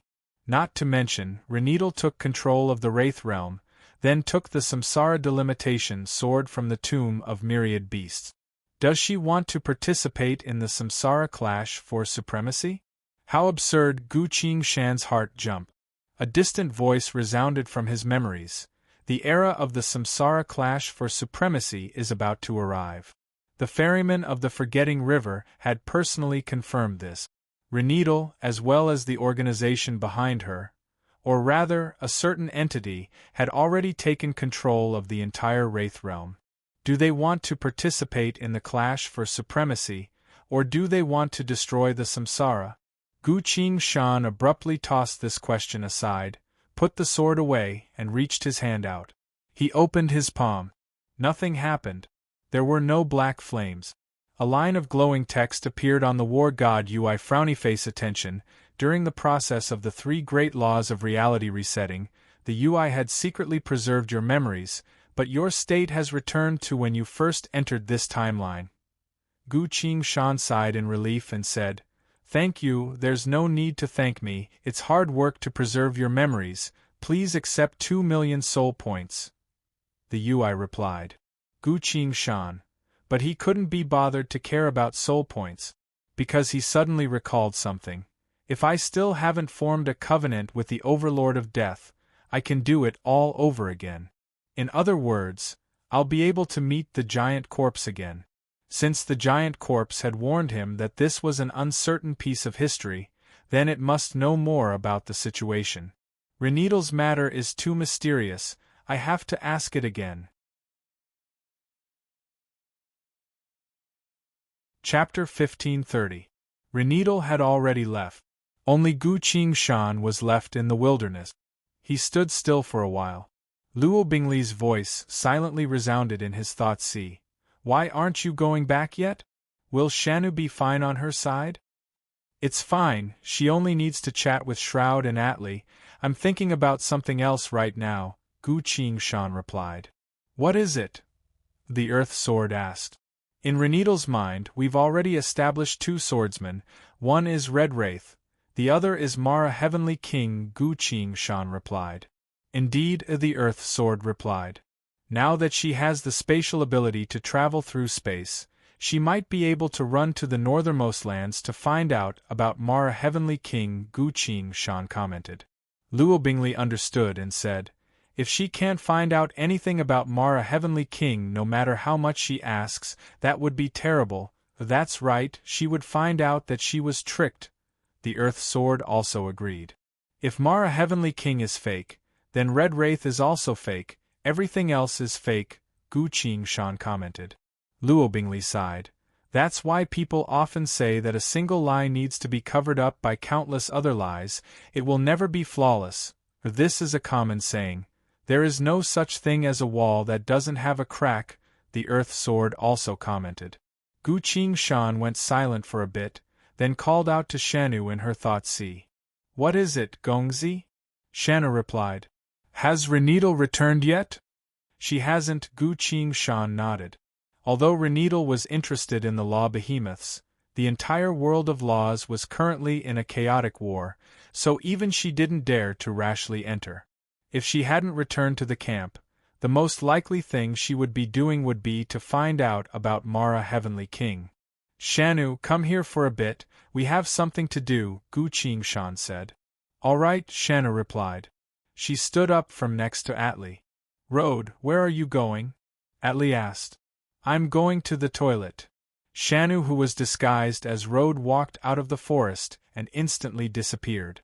After using ground shrink a few times, she appeared where Gu Qingshan was. What's wrong, young master? She asked. Let's not waste any more time, we need to try and accomplish something, Gu Qingshan quickly said. He waved at the void. A gourd-shaped jade pendant appeared out of thin air and landed in front of Gu Qingshan. It wobbled around Gu Qingshan in a circle, seemingly a bit mischievous. Gu Qingshan grabbed it in her hand and transferred some soul power to it. The jade gourd pendant glowed with a translucent light. Phew, phew, it chirped softly. Gu Qingshan cautiously told her. Shanu, watch carefully, I'm going to borrow a technique from Adorable, and since you have the thaumaturgy the living's wisdom, you're essentially another me. Try to see if you can use it at the same time as me and borrow the technique. Shanu understood and said, All right, but what kind of ability are we borrowing? What are we going to do? Gu Qingshan then told her his idea. One was Red Wraith.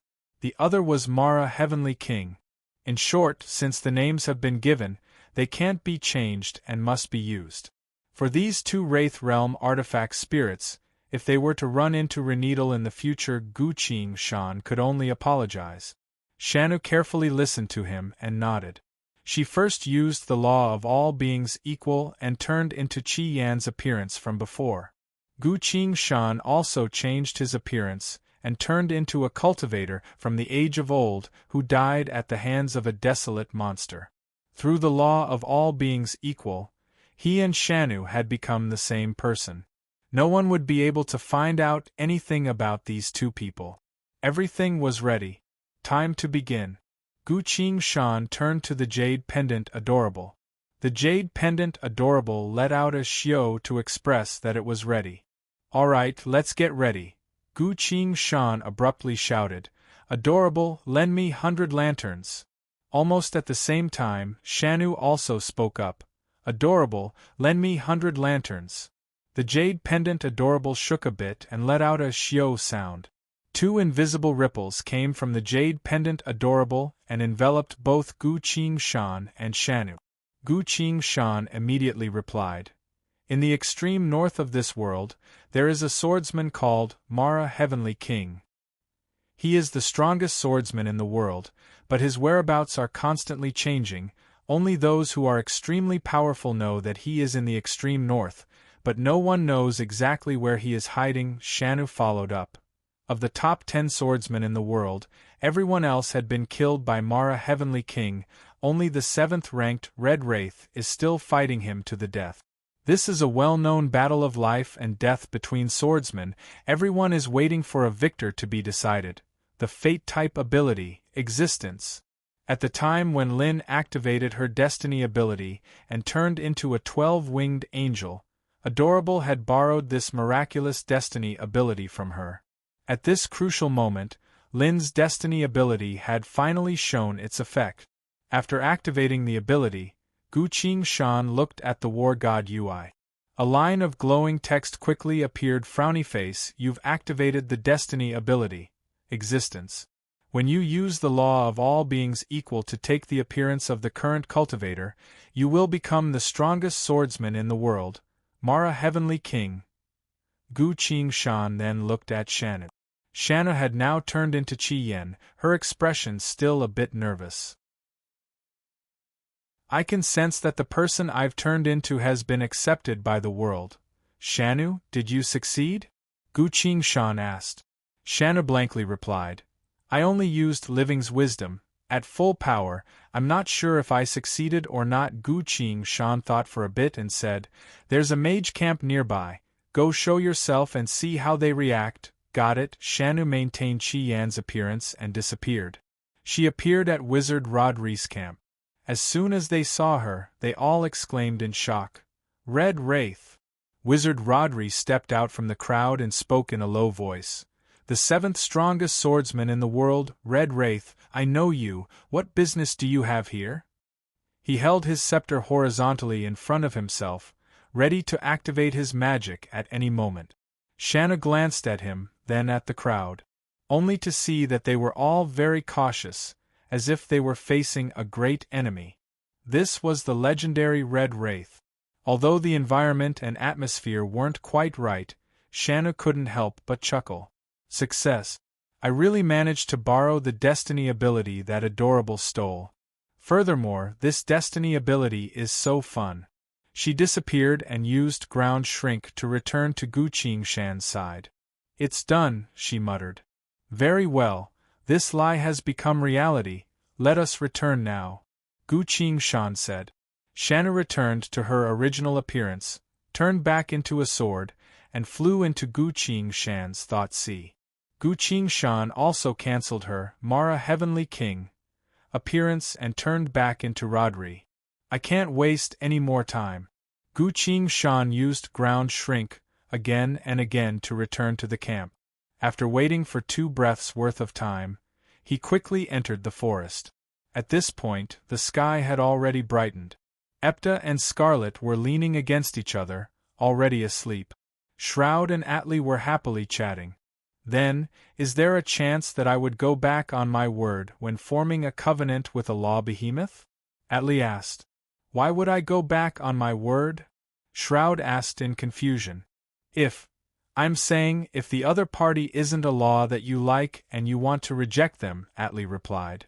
Shroud shook his head. A law behemoth is an advanced life form that surpasses our understanding. If you reject them, there's no telling what would happen to you. In truth, it depends on which law behemoth it is, as well as their personality, which means it's still very dangerous? Road cut in. He sat down again. That's right, we mortals wouldn't be able to understand the thoughts of a law behemoth, Shroud replied. He suddenly stood up and walked out of the forest. Where are you going? Atli looked at him and asked. Going to pee, Shroud stretched himself. Road stood up and said, I'm going as well, Atli muttered. Road, you pee so much, are your kidneys not good? Road glared at him. He and Shroud both left the forest, each finding a secluded place to relieve themselves. A few moments later, they returned together. Shroud, Reneedle has been gone for a bit too long, where is she? Gu Qingshan casually asked. Shroud stopped. After a bit of hesitation, he called out, Reneedle? No response. Shroud was a bit worried. He unleashed his presence and shouted with all his might, Reneedle, where are you? His voice echoed far away, echoing throughout the wilderness. Still no response. Atli quickly arrived. Even Epta and Scarlet were startled awake and followed him. What's the matter? Atli asked. Reneedle is missing, Shroud anxiously said. Suddenly, a voice called out. I'm here, everyone turned to look, only to see Reneedle walking out from the thick bushes with a travel-worn appearance. Shroud sighed in relief and was about to greet her. Gu Qingshan caught him. Wait, Shroud, Gu Qingshan's expression became a bit serious. Shroud was confused. Reneedle also turned to Gu Qingshan. Road, what's the matter? She asked. Gu Qingshan met her gaze and asked, Didn't you go to the toilet? Why did you take so long? Reneedle's expression remained the same and replied, It was just a bit long, what's the problem with that? Gu Qingshan shook her head. I can't help but feel like you're a bit different from before. Everyone thought about it and agreed with her. Indeed, after Reneedle was abducted and reunited with everyone, she had changed quite a bit. Whether it was the way he spoke or the way he did things, they were all different from before. What's going on? Everyone became suspicious. What's different? Reneedle asked. You aren't as close to Shroud as before, and you're scaring me even more than before, Gu Qingshan replied. Reneedle smiled. Of course it's different. But you youngsters wouldn't be able to see through something like soul substitution. Even if a law behemoth came, they wouldn't be able to find any flaws. With that in mind, she calmly replied, I really did go to the toilet because my stomach hurt, it took a bit longer, stomach hurt. So it took a bit longer. These words, no one could find anything wrong with them. But Gu Qingshan didn't let her off the hook. Ah? You took a long time because your stomach hurt? He asked. That's right, Renedal replied. Very well, where's your poop? Gu Qingshan asked. Renedal froze, thinking that she didn't hear that clearly. Gu Qingshan spoke with a stern expression. Poop doesn't lie, where did you poop? Chapter 1531. Renedal suddenly chuckled. This road sure is cautious. Just now, I went to the northernmost region and found a few normal people, but none of them knew about Mara Heavenly King. While I was feeling disappointed, I thought for a bit and went to find a few local combatants. These combatants knew about Mara Heavenly King. They all said that Mara Heavenly King was hiding in the barren mountains of the north, its whereabouts unknown. If one person said that, it might be fake, but if everyone said the same thing, then it couldn't be fake. Furthermore, on my way back and forth, I occasionally heard a few people talking about how Mara Heavenly King was killing the top 10 swordsmen in the world. Only Red Wraith remained alive. It seems Red Wraith was the type of person who kept a low profile and hid a portion of his strength. Otherwise, he wouldn't have survived until now. However, I don't really care about these swordsmen. Renedal's gaze passed through the faces of the young people around her. More importantly, she could now confirm that none of these young people were Red Wraith or Mara Heavenly King. With that in mind, Renedal shook her head and said, I actually went to do something else. What did you do? Shroud asked. Renedal replied, Shroud, do you remember the full moon festival 2 years ago when I gave you a stone statue? I made it myself, and I also told you that I would never make a stone statue for anyone else. You were the only 1 inch. Without waiting for Shroud to answer, she turned to Epta and said, 2 months ago, I secretly helped you beat up that boy who was bothering you, Scarlet. I remember both your birthday and that day. She whispered a few words into Scarlet's ear. Atli, Road, I haven't had much contact with the two of you, but the things I told you about them should be enough to prove my identity. Road turned to the 3 of them. Shroud, Epta, and Scarlet all nodded to prove that Renedal was right. These are things that outsiders can't know. TCH. This woman is both calm and resourceful. She's not easy to deal with. Gu Qingshan became a bit more cautious. Atli shrugged. Renedal, where exactly did you go? Renedal said, I noticed that my ability has changed, but I wasn't sure, so I was secretly testing it out. She walked towards Shroud, passing right through his body. The ability of the law of space? Scarlet asked in surprise. Yeah, I'm afraid of scaring you guys. Renedal laughed. Everyone breathed a sigh of relief. She proved her identity, and proved that her abilities were changing. Renedal was still the same Renedal. It was just that she was in a period of transformation, so when she was nervous, she was naturally a little different from usual. This was completely understandable. You scared me. I thought something happened to you. Road changed his tone without changing his expression. Renedal looked at him with admiration. Road, your caution is necessary. I won't blame you. A team needs people like you.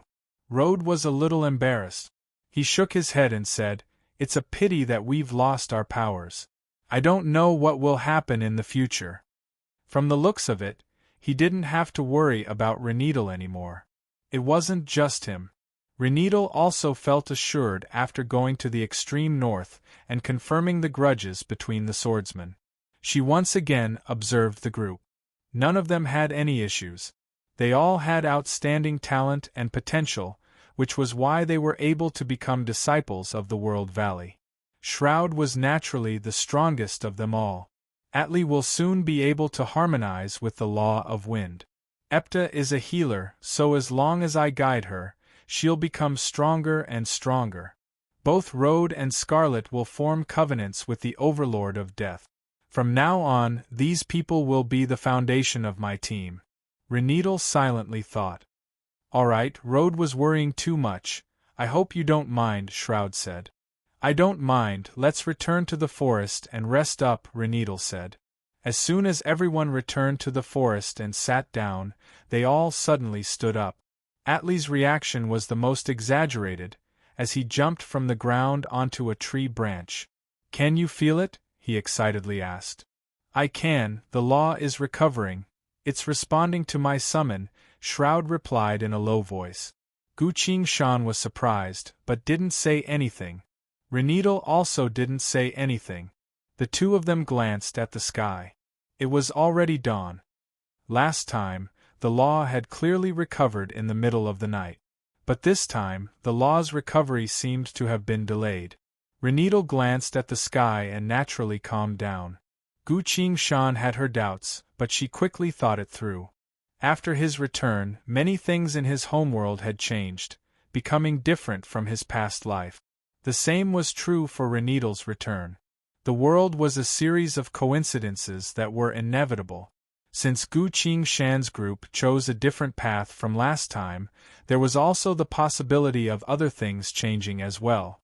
Reneedle pondered for a bit, then walked up to Road and said, "There's something I want to remind you of, HM? What is it?" Gu Qingshan asked. Reneedle looked at him and said, "Road, I can actually see a bit of potential in you." Gu Qingshan appeared confused. Reneedle continued, "You should try to see if you can form a covenant with an overlord." Gu Qingshan was surprised. "So soon?" "I'm not ready yet." Reneedle paused briefly.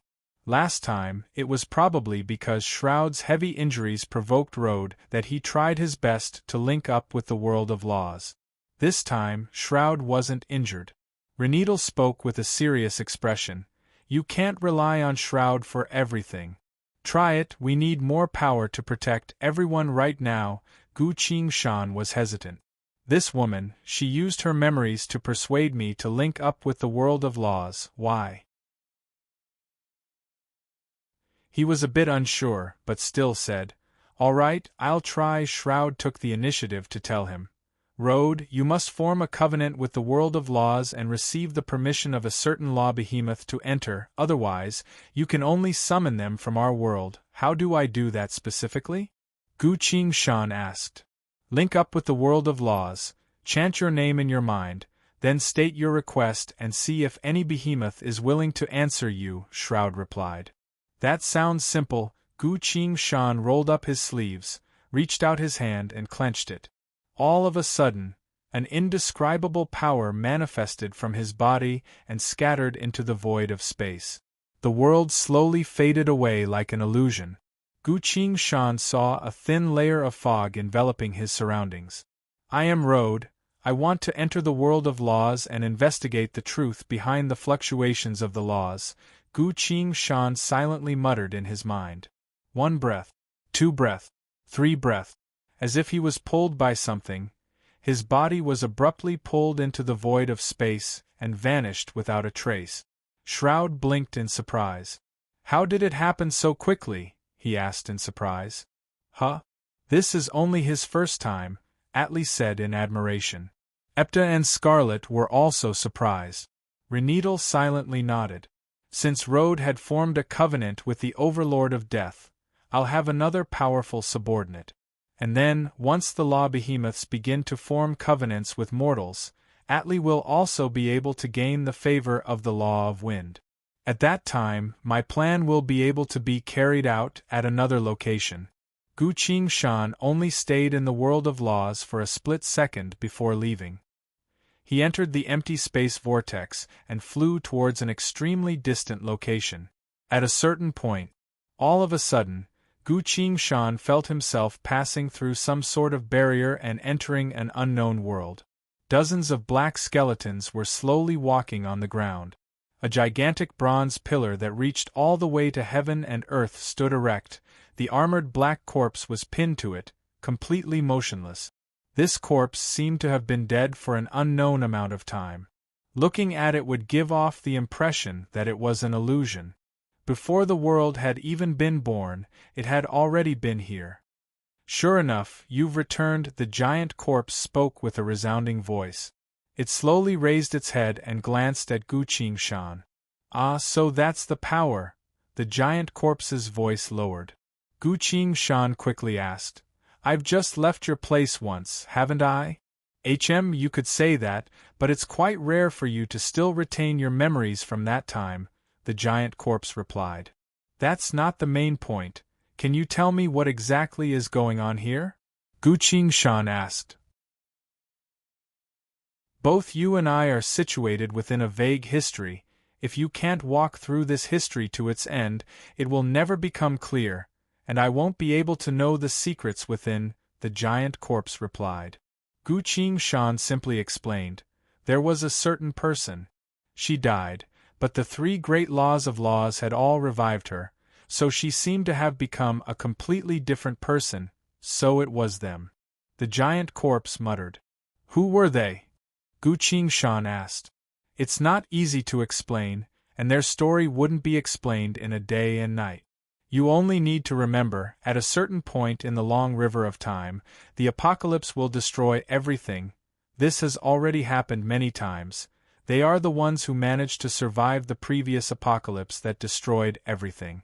Gu Qingshan couldn't help but shake her head. That doesn't make sense. If the apocalypse destroyed everything, how did they survive? The giant corpse replied. Whenever the apocalypse came to destroy everything, they would first kill themselves to create a sealed and dead world. This way, the apocalypse wouldn't destroy them.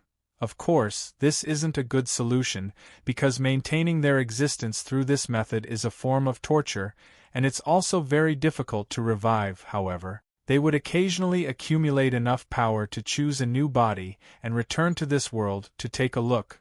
Take a look at what? Gu Qingshan asked. The giant corpse replied.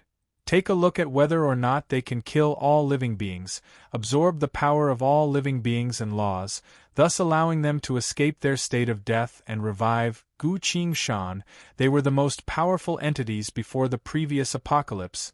They were the myriad deities of the pantheon. Chapter 1532. Gu Qingshan's heart tightened. Because he remembered something. The living being's sacrificial dance seemed to be related to the dusty world. If this sacrificial dance ultimately came from the dusty world, then wouldn't he become a member of the pantheon? This matter must be clarified. After thinking for a second, he asked decisively, Did the pantheon's pantheon create the dusty world? No, don't ask too much about the matters of the dusty world. That will create a connection between you and the dusty world. It's hard to say whether it will be a blessing or a curse. Even I won't be able to save you, the giant corpse advised. Gu Qingshan sighed. After the 7 swords offering to the infinite worlds, he had asked the hoarse female voice about the rope of Cloud Atlas and the dusty world. What did she say at that time? This string of luck is the key to passing through the clouds and reaching the dusty world. Remember, you can only bring one person with you, the original owner of this string. Since they had been in contact for a long time, how could he not inquire about it? Now that I think about it, after completing the world offering ceremony and defeating the soul shrieker, the hoarse female voice told me to practice the dance as much as possible in order to rank up the sacrificial dance as soon as possible, but I've been too busy to practice the dance. Time was of the essence right now. It would be too troublesome to say it out loud, so, can you help me see what's going on with this dance? After saying that, Gu Qingshan took a deep breath. He puffed out his chest, raised his head, raised his buttocks, closed his legs, and gently twisted his waist. Lines of glowing text quickly appeared on the war god UI. Let's start with the 4th set of dance practice. 3, 2, 1, let's go. Time was silent for a second. Dang dang dang dang dang. A series of ringing sounds erupted. Then the drums came in. Dong dong clang, dong dong clang. Toot toot toot toot. Extremely awkward, extremely awkward. All kinds of voices began to boil, and it was very lively. A notification appeared on the war god UI. Watch out! Watch out! Because you haven't practiced dancing for a long time, the rhythm has been messed up. You have to practice hard for a period of time to regain your original dancing foundation. Foundation of dance. If I wasn't forced by circumstances, I wouldn't need this dance. Gu Qingshan could not help but sigh in her heart. But now, even the background music was very messy. It was really a little problematic. Gu Qingshan had no choice but to stop dancing. In an instant, all sound disappeared. 2 new lines of description appeared on the War God UI. You have stopped this training session. Gu Qingshan sighed in relief and looked at the giant corpse. The giant corpse. Gu Qingshan was rendered speechless. The giant corpse was speechless. Gu Qingshan coughed and said, "Not only that, I also have this." He raised his hand. A thin purple rope was tied to his wrist. The giant corpse sighed and spoke in a low voice. "Mystical artifact, rope of Cloud Atlas, which means, you are already the one who awakened the dusty world. This rope seems to be used to guide the way," Gu Qingshan said. "Indeed, since you've obtained it, you should follow it. Because you can no longer turn back, and I can't tell you too much either, that would only cause unnecessary trouble," the giant corpse said.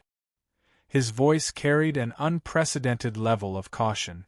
Gu Qingshan said, "Then the Pantheon." "Don't worry, the item in your hand has nothing to do with the Pantheon," the giant corpse resolutely told her. "But what exactly is going on with my dance?" Gu Qingshan asked. The giant corpse went silent for a few moments, then said, "There's no need to ask about that, I can only hurry up and tell you about another urgent matter." "What is it?" Gu Qingshan asked. "The age of apocalypse is coming. The dead gods of the Pantheon wouldn't dare to appear in the world of the living at this time," the giant corpse said. "But they did," Gu Qingshan said. "Because of that, there must be something within this apocalypse that attracted them, forcing them to take the risk to descend into this world," the giant corpse said. At this point, the light of the entire world gradually dimmed. Strands of deep blue light appeared at the top of the bronze pillar and slowly converged. The destructive lightning illuminated the world. "Don't ask about the occult, Gu Qingshan. The most important thing for you right now is to find out the true reason behind the myriad gods' descent. Once you do that, you might be able to get closer to the truth, allowing this blurred piece of history to become clear and stable." As soon as he said that, all of a sudden, a powerful pulling force came from Gu Qingshan's body, pulling him away from this obscure world. Boom! The lightning descended. The giant corpse was completely submerged within the intense lightning, unable to utter a single word. Among the trees, Gu Qingshan suddenly fell from the void of space, landing in front of everyone. Atli said in admiration, "How impressive! When will I be able to do that?" Gu Qingshan looked at everyone, only to see that everyone was looking at her, even Shroud was paying attention to her. "We finally have someone who can enter the world of laws again." Scarlet looked at Gu Qingshan with glowing eyes. "Did you see the law behemoths?" Shroud asked.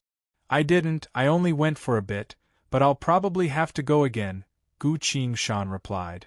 "Then let's try again," Reneedle urged her. Gu Qingshan was surprised. "Why are you in even more of a hurry than I am?"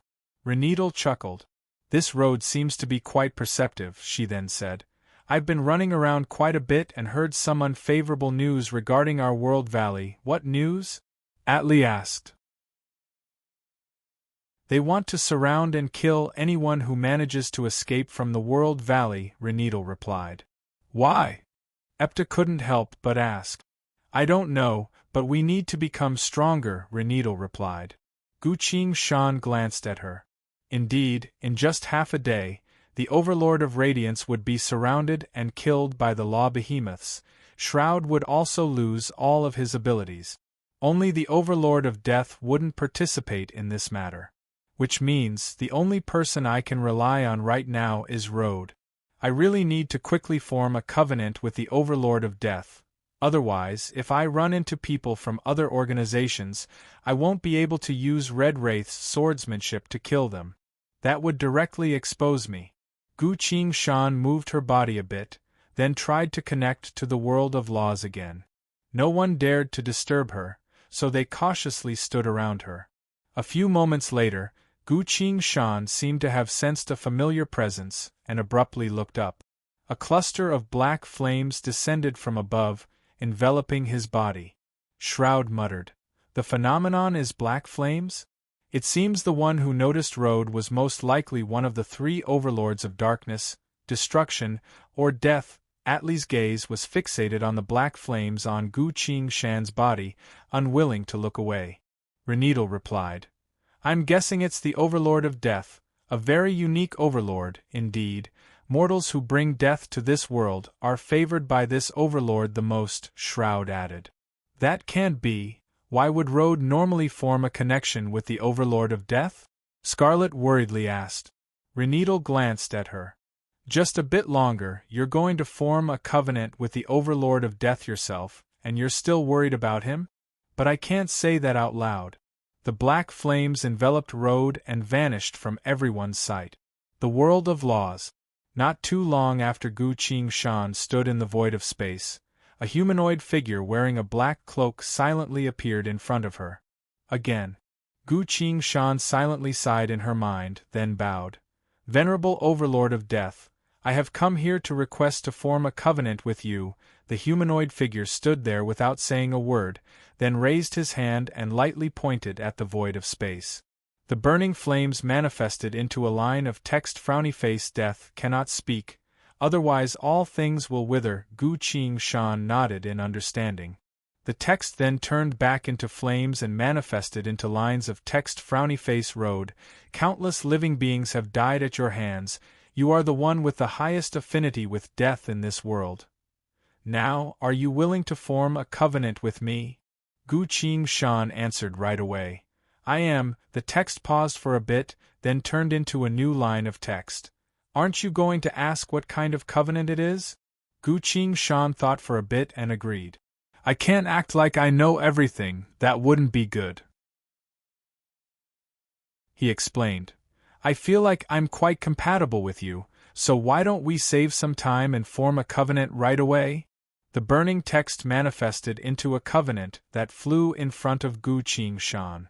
The flames manifested into an unfurled covenant with two simple lines of text written on it. "Frowny face, you provide for me, and I grant you power. Overlord of Death." Gu Qingshan sincerely replied in the same manner as she did before. "Venerable Overlord, I don't know how to provide for you." The burning black flames manifested into a line of text. "The deaths that you bring are my sustenance." Gu Qingshan hesitantly replied, "Normally, I don't kill." At this point, he instinctively stopped. Recalling everything that had happened, Gu Qingshan sighed and said, "I don't kill normal people. That's fine, as long as you kill your enemies." Gu Qingshan nodded and placed her hand on the black flame covenant. Ho! The covenant turned into a cluster of flames that entered Gu Qingshan's body. The covenant with the Overlord had been formed. The line of black text appeared again. "Frowny face, you did well. Road, you may return now." "Wait a minute," Gu Qingshan called out.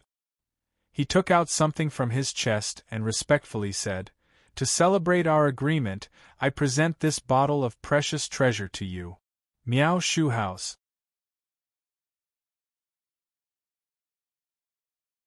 Chapter 1533.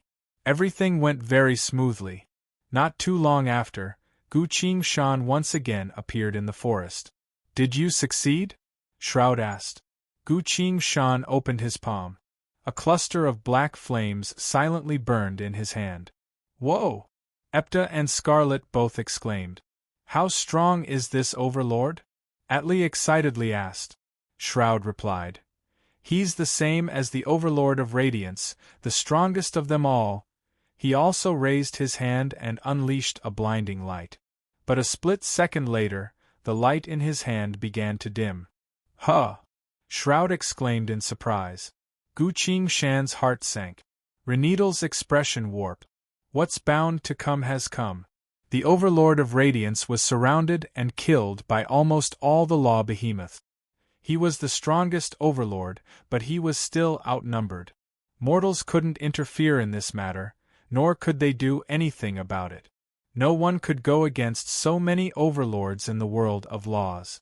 But after the Overlord of Radiance's death, the treasures he left behind were all within the Divine Hall of Radiance. These treasures had fallen into Shroud's hands. Renidal suddenly spoke up. "Very well, Road has succeeded. I have something to tell everyone. Her tone was very serious. Everyone couldn't help but turn to her. Everyone, listen to me. When the Fate ability was evolving, I saw a fragment of the future. In the future, we will have to face many powerful and terrifying enemies. If we want to survive, we must prepare for battle from now on. The young people appeared to be in disbelief. They looked at the light in Shroud's hand, only to see it growing dimmer and dimmer before finally going out. Reneedle, is what you said true? Shroud asked. It's true, so everyone must now make arrangements according to what I saw, Reneedle replied. Her tone was calm and quick, giving off the presence of a superior. Road, Scarlet also has the talent of the law of death. Help introduce her and guide her. Gu Qingshan was slightly stunned, but she still nodded. Reneedle then looked at Atli and said, Road has already done it. Atli, hurry up and cultivate, perhaps you'll be able to form a covenant with the Overlord. Atli looked at the flames on Road's hand enviously and asked, Did you see that I succeeded? If you don't work hard, you will never succeed, Reneedle said coldly. Atli begrudgingly sat down in front of a tree and began to cultivate. Reneedle turned around and continued to make arrangements. Epta, I'll teach you later. Shroud, come with me first, I'll tell you about the Overlord of Radiance. She led Shroud out of the jungle. Road, do you think Reneedle is right? Scarlet asked. Gu Qingshan thought for a second. What was Reneedle thinking when she had already set up a countermeasure? Shroud was the last person to form a covenant with the Overlord of Radiance. Very soon, he would head to the Divine Church of Radiance and obtain the Overlord of Radiance's treasures. All the law behemoths would know about this. They would begin to madly search for him in order to steal the treasures. Because of that, Reneedle was actually doing the right thing. Gu Qingshan retracted her gaze and looked at Scarlet. This girl is indeed suitable for the law of death. Then, Scarlet, are you willing to give up your support skills and become the representative of death? He asked. Scarlet was a bit surprised, her gaze a bit complicated. I once wanted to be the leader of a group, but now it seems that I'm too weak. That's right, there aren't too many companions for you to support right now, so you need to become stronger by yourself, Gu Qingshan replied. I heard that the Overlord of Death is an entity that controls death. Will it allow me to kill people? Scarlet asked. Gu Qingshan purposefully replied. It's very possible, after all, the law of death grants us power, so we need to repay it with the deaths of living beings. Scarlet's gaze was a bit fearful, but it quickly turned into determination. Of course I'm willing to form a covenant with the Overlord of Death. This is my chance to survive, as well as the source of my power to protect everyone, she muttered. Gu Qingshan silently nodded. As a young girl, although she was afraid of the law of death, both the last time and this time, she was still able to take this step forward. She truly is a talent worth nurturing. This Scarlet was probably Anna's senior from who knows how many generations ago, so there's still a bit of kinship between them. It would be better to think of a way to properly nurture her and turn her into a true warrior. This way, this young girl would be able to help quite a bit during this obscure period of history. Having made up her mind, Gu Qingshan took out a bottle of liquor and put it in front of Scarlet. Very well, then let us begin, Gu Qingshan said. What are you doing? Scarlet asked in surprise. Gu Qingshan cleared her throat, then whispered, When I introduce you later, give this bottle of liquor to the Overlord. Giving me liquor will help?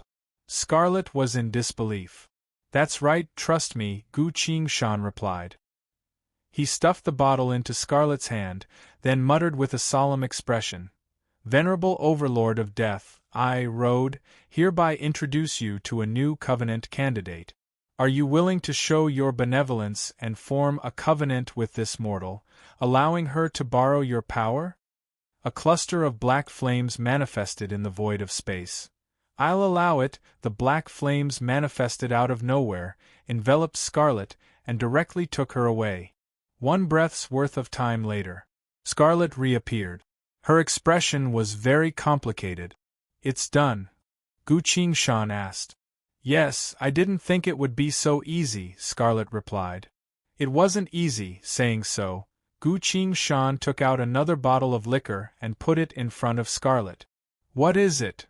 Scarlet asked. It's time for you to train your alcohol tolerance, Gu Shan solemnly told her. He explained.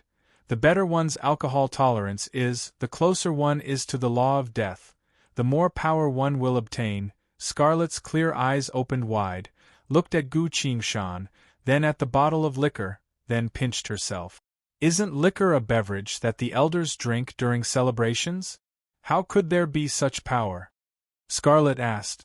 About that, the reason is a bit complicated. You can think of it as alcohol being the essence of food.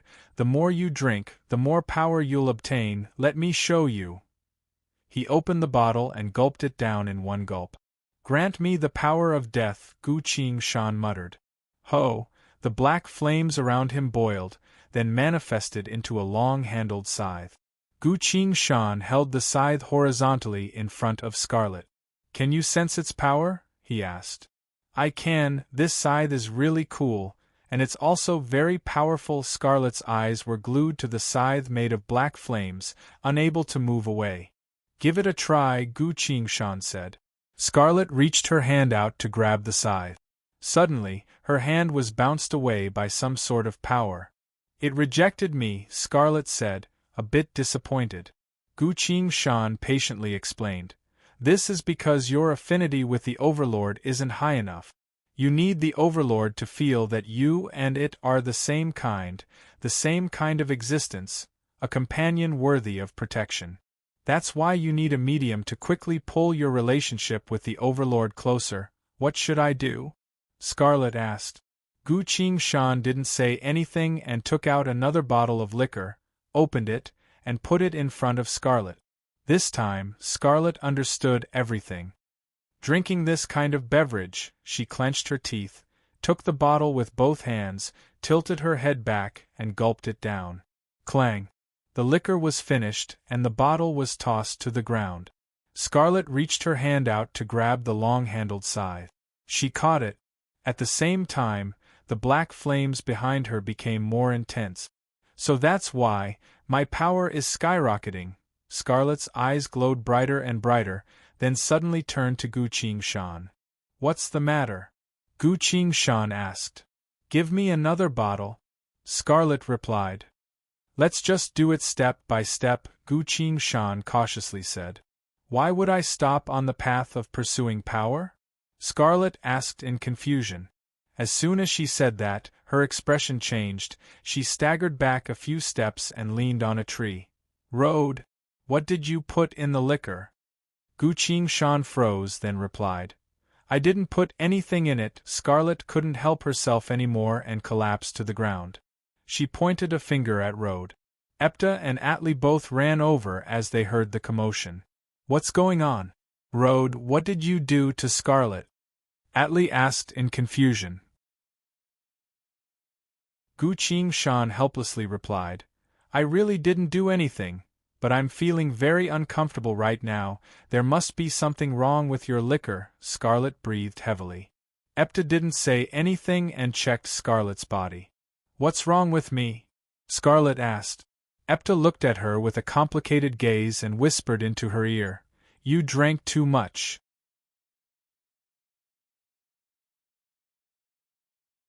Chapter 1534. Scarlet had already fallen asleep.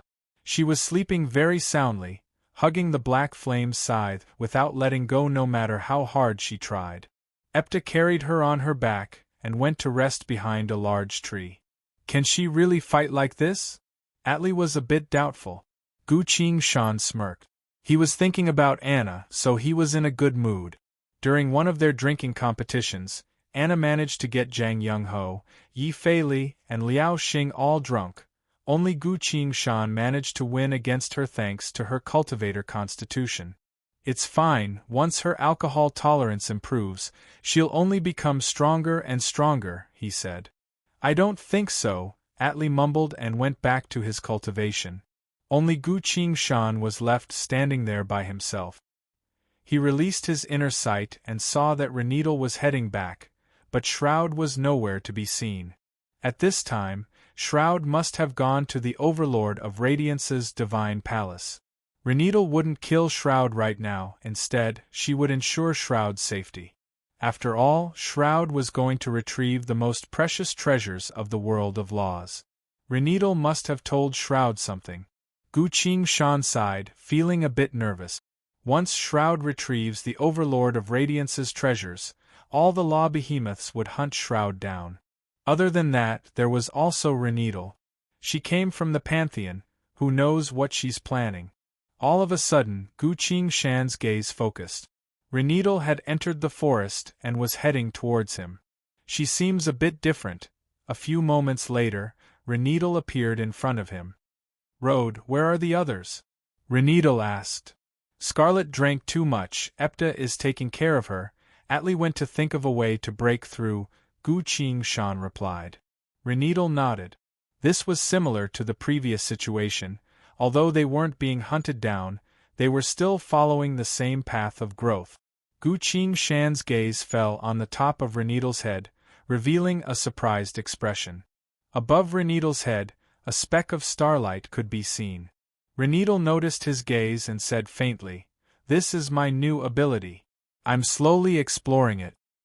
I see. Gu Qingshan pretended to be enlightened, but in her heart, she became even more vigilant. In the future, countless deities would kneel before Reneedle's throne, and a vast galaxy would be born, evolved, and destroyed behind her. In the past, the four gods once said that Reneedle's title was the Jade of Infinite Worlds, the Master of the Star River, the Blessed Maiden of the Inner Plane, and the Grand Empress of the Pantheon. And now, in this foggy history, Reneedle condensed the first starlight. Was it worth it for him to ask the reason? Gu Qingshan went silent for a split second, then suddenly asked, Reneedle, what is the origin of your starlight? See you again, activate.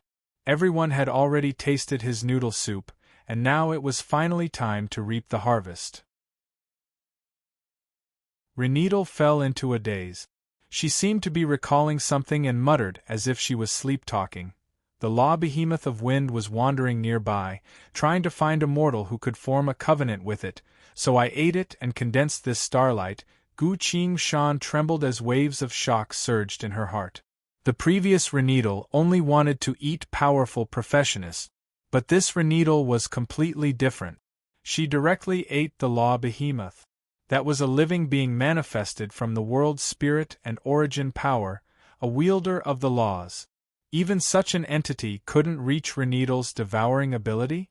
Gu Qingshan controlled her breathing and heartbeat to avoid being noticed by Reneedle. A split second later, Reneedle returned to normal. She appeared to be oblivious to what she just said and calmly told him, Road, I'm going to rest for a bit. Keep an eye on your surroundings, call me if anything happens. Should I call you if Shroud returns? Gu Qingshan asked. Call me as soon as possible. All right. Reneedle walked past Gu Qingshan and prepared to head deeper into the forest. She suddenly stopped and looked at him. Road, all laws are afraid of two types of laws, the law of radiance and the law of death. Not only are these two laws powerful, but also because radiance can fuse with all other laws, while death will destroy any other law if it fuses with them. Gu Qingshan appeared confused and asked, Why are you telling me this? Reneedle spoke with a meaningful expression. Shroud's talents are destined to grow stronger and stronger, so you must properly cultivate the power of death to be able to stand by Shroud's side. After saying so, she turned around and headed deeper into the forest to find a place to rest. Gu Qingshan's gaze slowly turned grim. A monster that can devour an overlord is staying by Shroud's side and mine. When I fought against Reneedle, the Fate-type ability, longing, sensed my inevitable death. Now that I think about it, that feeling was correct. Who would be able to stop such a terrifying devouring power? If what Reneedle said just now was true, then she didn't devour Road, who has the power of death, because the power of death would destroy other laws. Why didn't she devour Shroud? Most likely because the Overlord of Radiance is already dead. Shroud still hasn't matured, isn't powerful enough, and isn't the most powerful entity. If one day Shroud truly becomes the overlord of radiance, Gu Qingshan didn't think about it any further, but suddenly understood something else. The first speck of starlight on Reneedle's body represented the law of wind that was devoured. In the future, countless specks of starlight would revolve around her, giving her the title of Lord of the Star River. In other words, she had devoured almost all of the laws. Gu Qingshan's hand twitched. His slender fingers slightly opened, as if he wanted to grasp something. At the same time, the four swords were hidden in the void of space, silently waiting for his choice. They were ready to fight at any moment. But Gu Qingshan's hand stopped. He hesitated. Should I just kill her? I don't need to fight her head-on, I need to assassinate her. As a sword cultivator, the most terrifying fighting prowess isn't during normal times, but rather in two situations. The first situation is to charge into battle while fully armored. The other situation is to ignore everything else and assassinate her. The first time was when I killed Reneedle as Red Wraith. This time, I had to use a lot of methods to make her not suspect Road. This way, no matter how powerful she is, as long as she stands close to me, I'll be able to cut off her head before she can even react. Gu Qingshan took a deep breath. But if I kill this Reneedle, another Reneedle would appear. The next Reneedle would inherit the former's memories, so she would definitely know that Road was Red Wraith. She wouldn't let me get close to her again, instead using her Fate ability as soon as she sees me. I won't be able to stop a Fate ability. There's no point in killing her, but if I don't kill her, she'll only become more and more powerful in the future. At this point, Gu Qingshan felt like he was stuck between a rock and a hard place. After a while, he slowly lowered his hand. Kill this one and the next.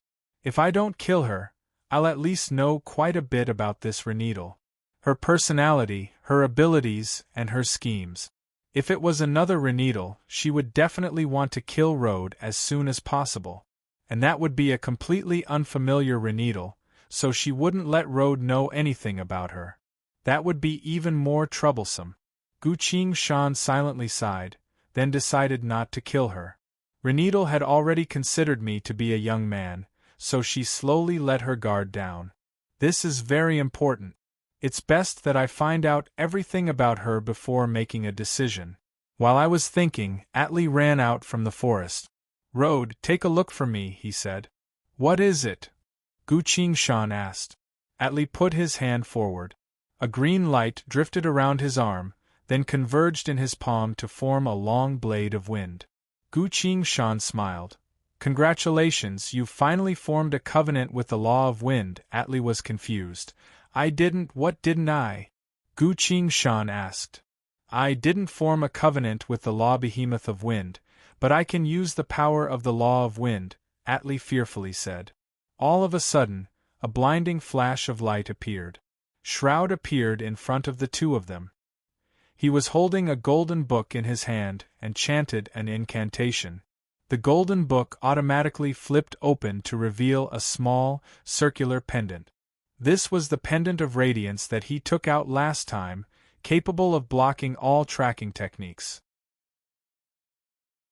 Shroud wore the pendant around his neck and told the two of them, We need to hurry, all the overlords are looking for me. Gu Qingshan's gaze flickered a bit. Sure enough, the days of running for their lives had officially begun. At some unknown point, Reneedle had appeared. No need to worry, she calmly said. Your destination is this forest. As long as we leave this place, no one will be able to find us. Atli, call Epta and Scarlet, we're leaving. Atli hurriedly dispelled the power of wind in his hand and called Epta. Shroud suddenly called out, Oh no! Atli can now use the power of the law of wind. The law behemoth of wind will most likely be able to find us through his location. Reneedle's gaze flickered a bit and muttered, They won't, don't worry. Shroud froze. Gu Qingshan was confused. It's strange, he didn't form a covenant, but he can now use the power of the law of wind, Reneedle replied. That's not strange, the Overlord of Radiance is already dead, but Shroud can still use the power of the Law of Radiance. Shroud was surprised. You mean Atli has the potential to become an Overlord just like me? Yes, Reneedle replied. Shroud sighed in relief. Gu Qingshan looked at Reneedle, more and more confused as to what she was thinking. Seems like I'll have to cook a few more meals to find out her true goal. While thinking, the group quickly made their preparations. They randomly chose a direction and quickly left the forest. You're tuning in to the Phoenix Knights YouTube channel. Don't forget to subscribe and join us on this journey to catch the most captivating stories.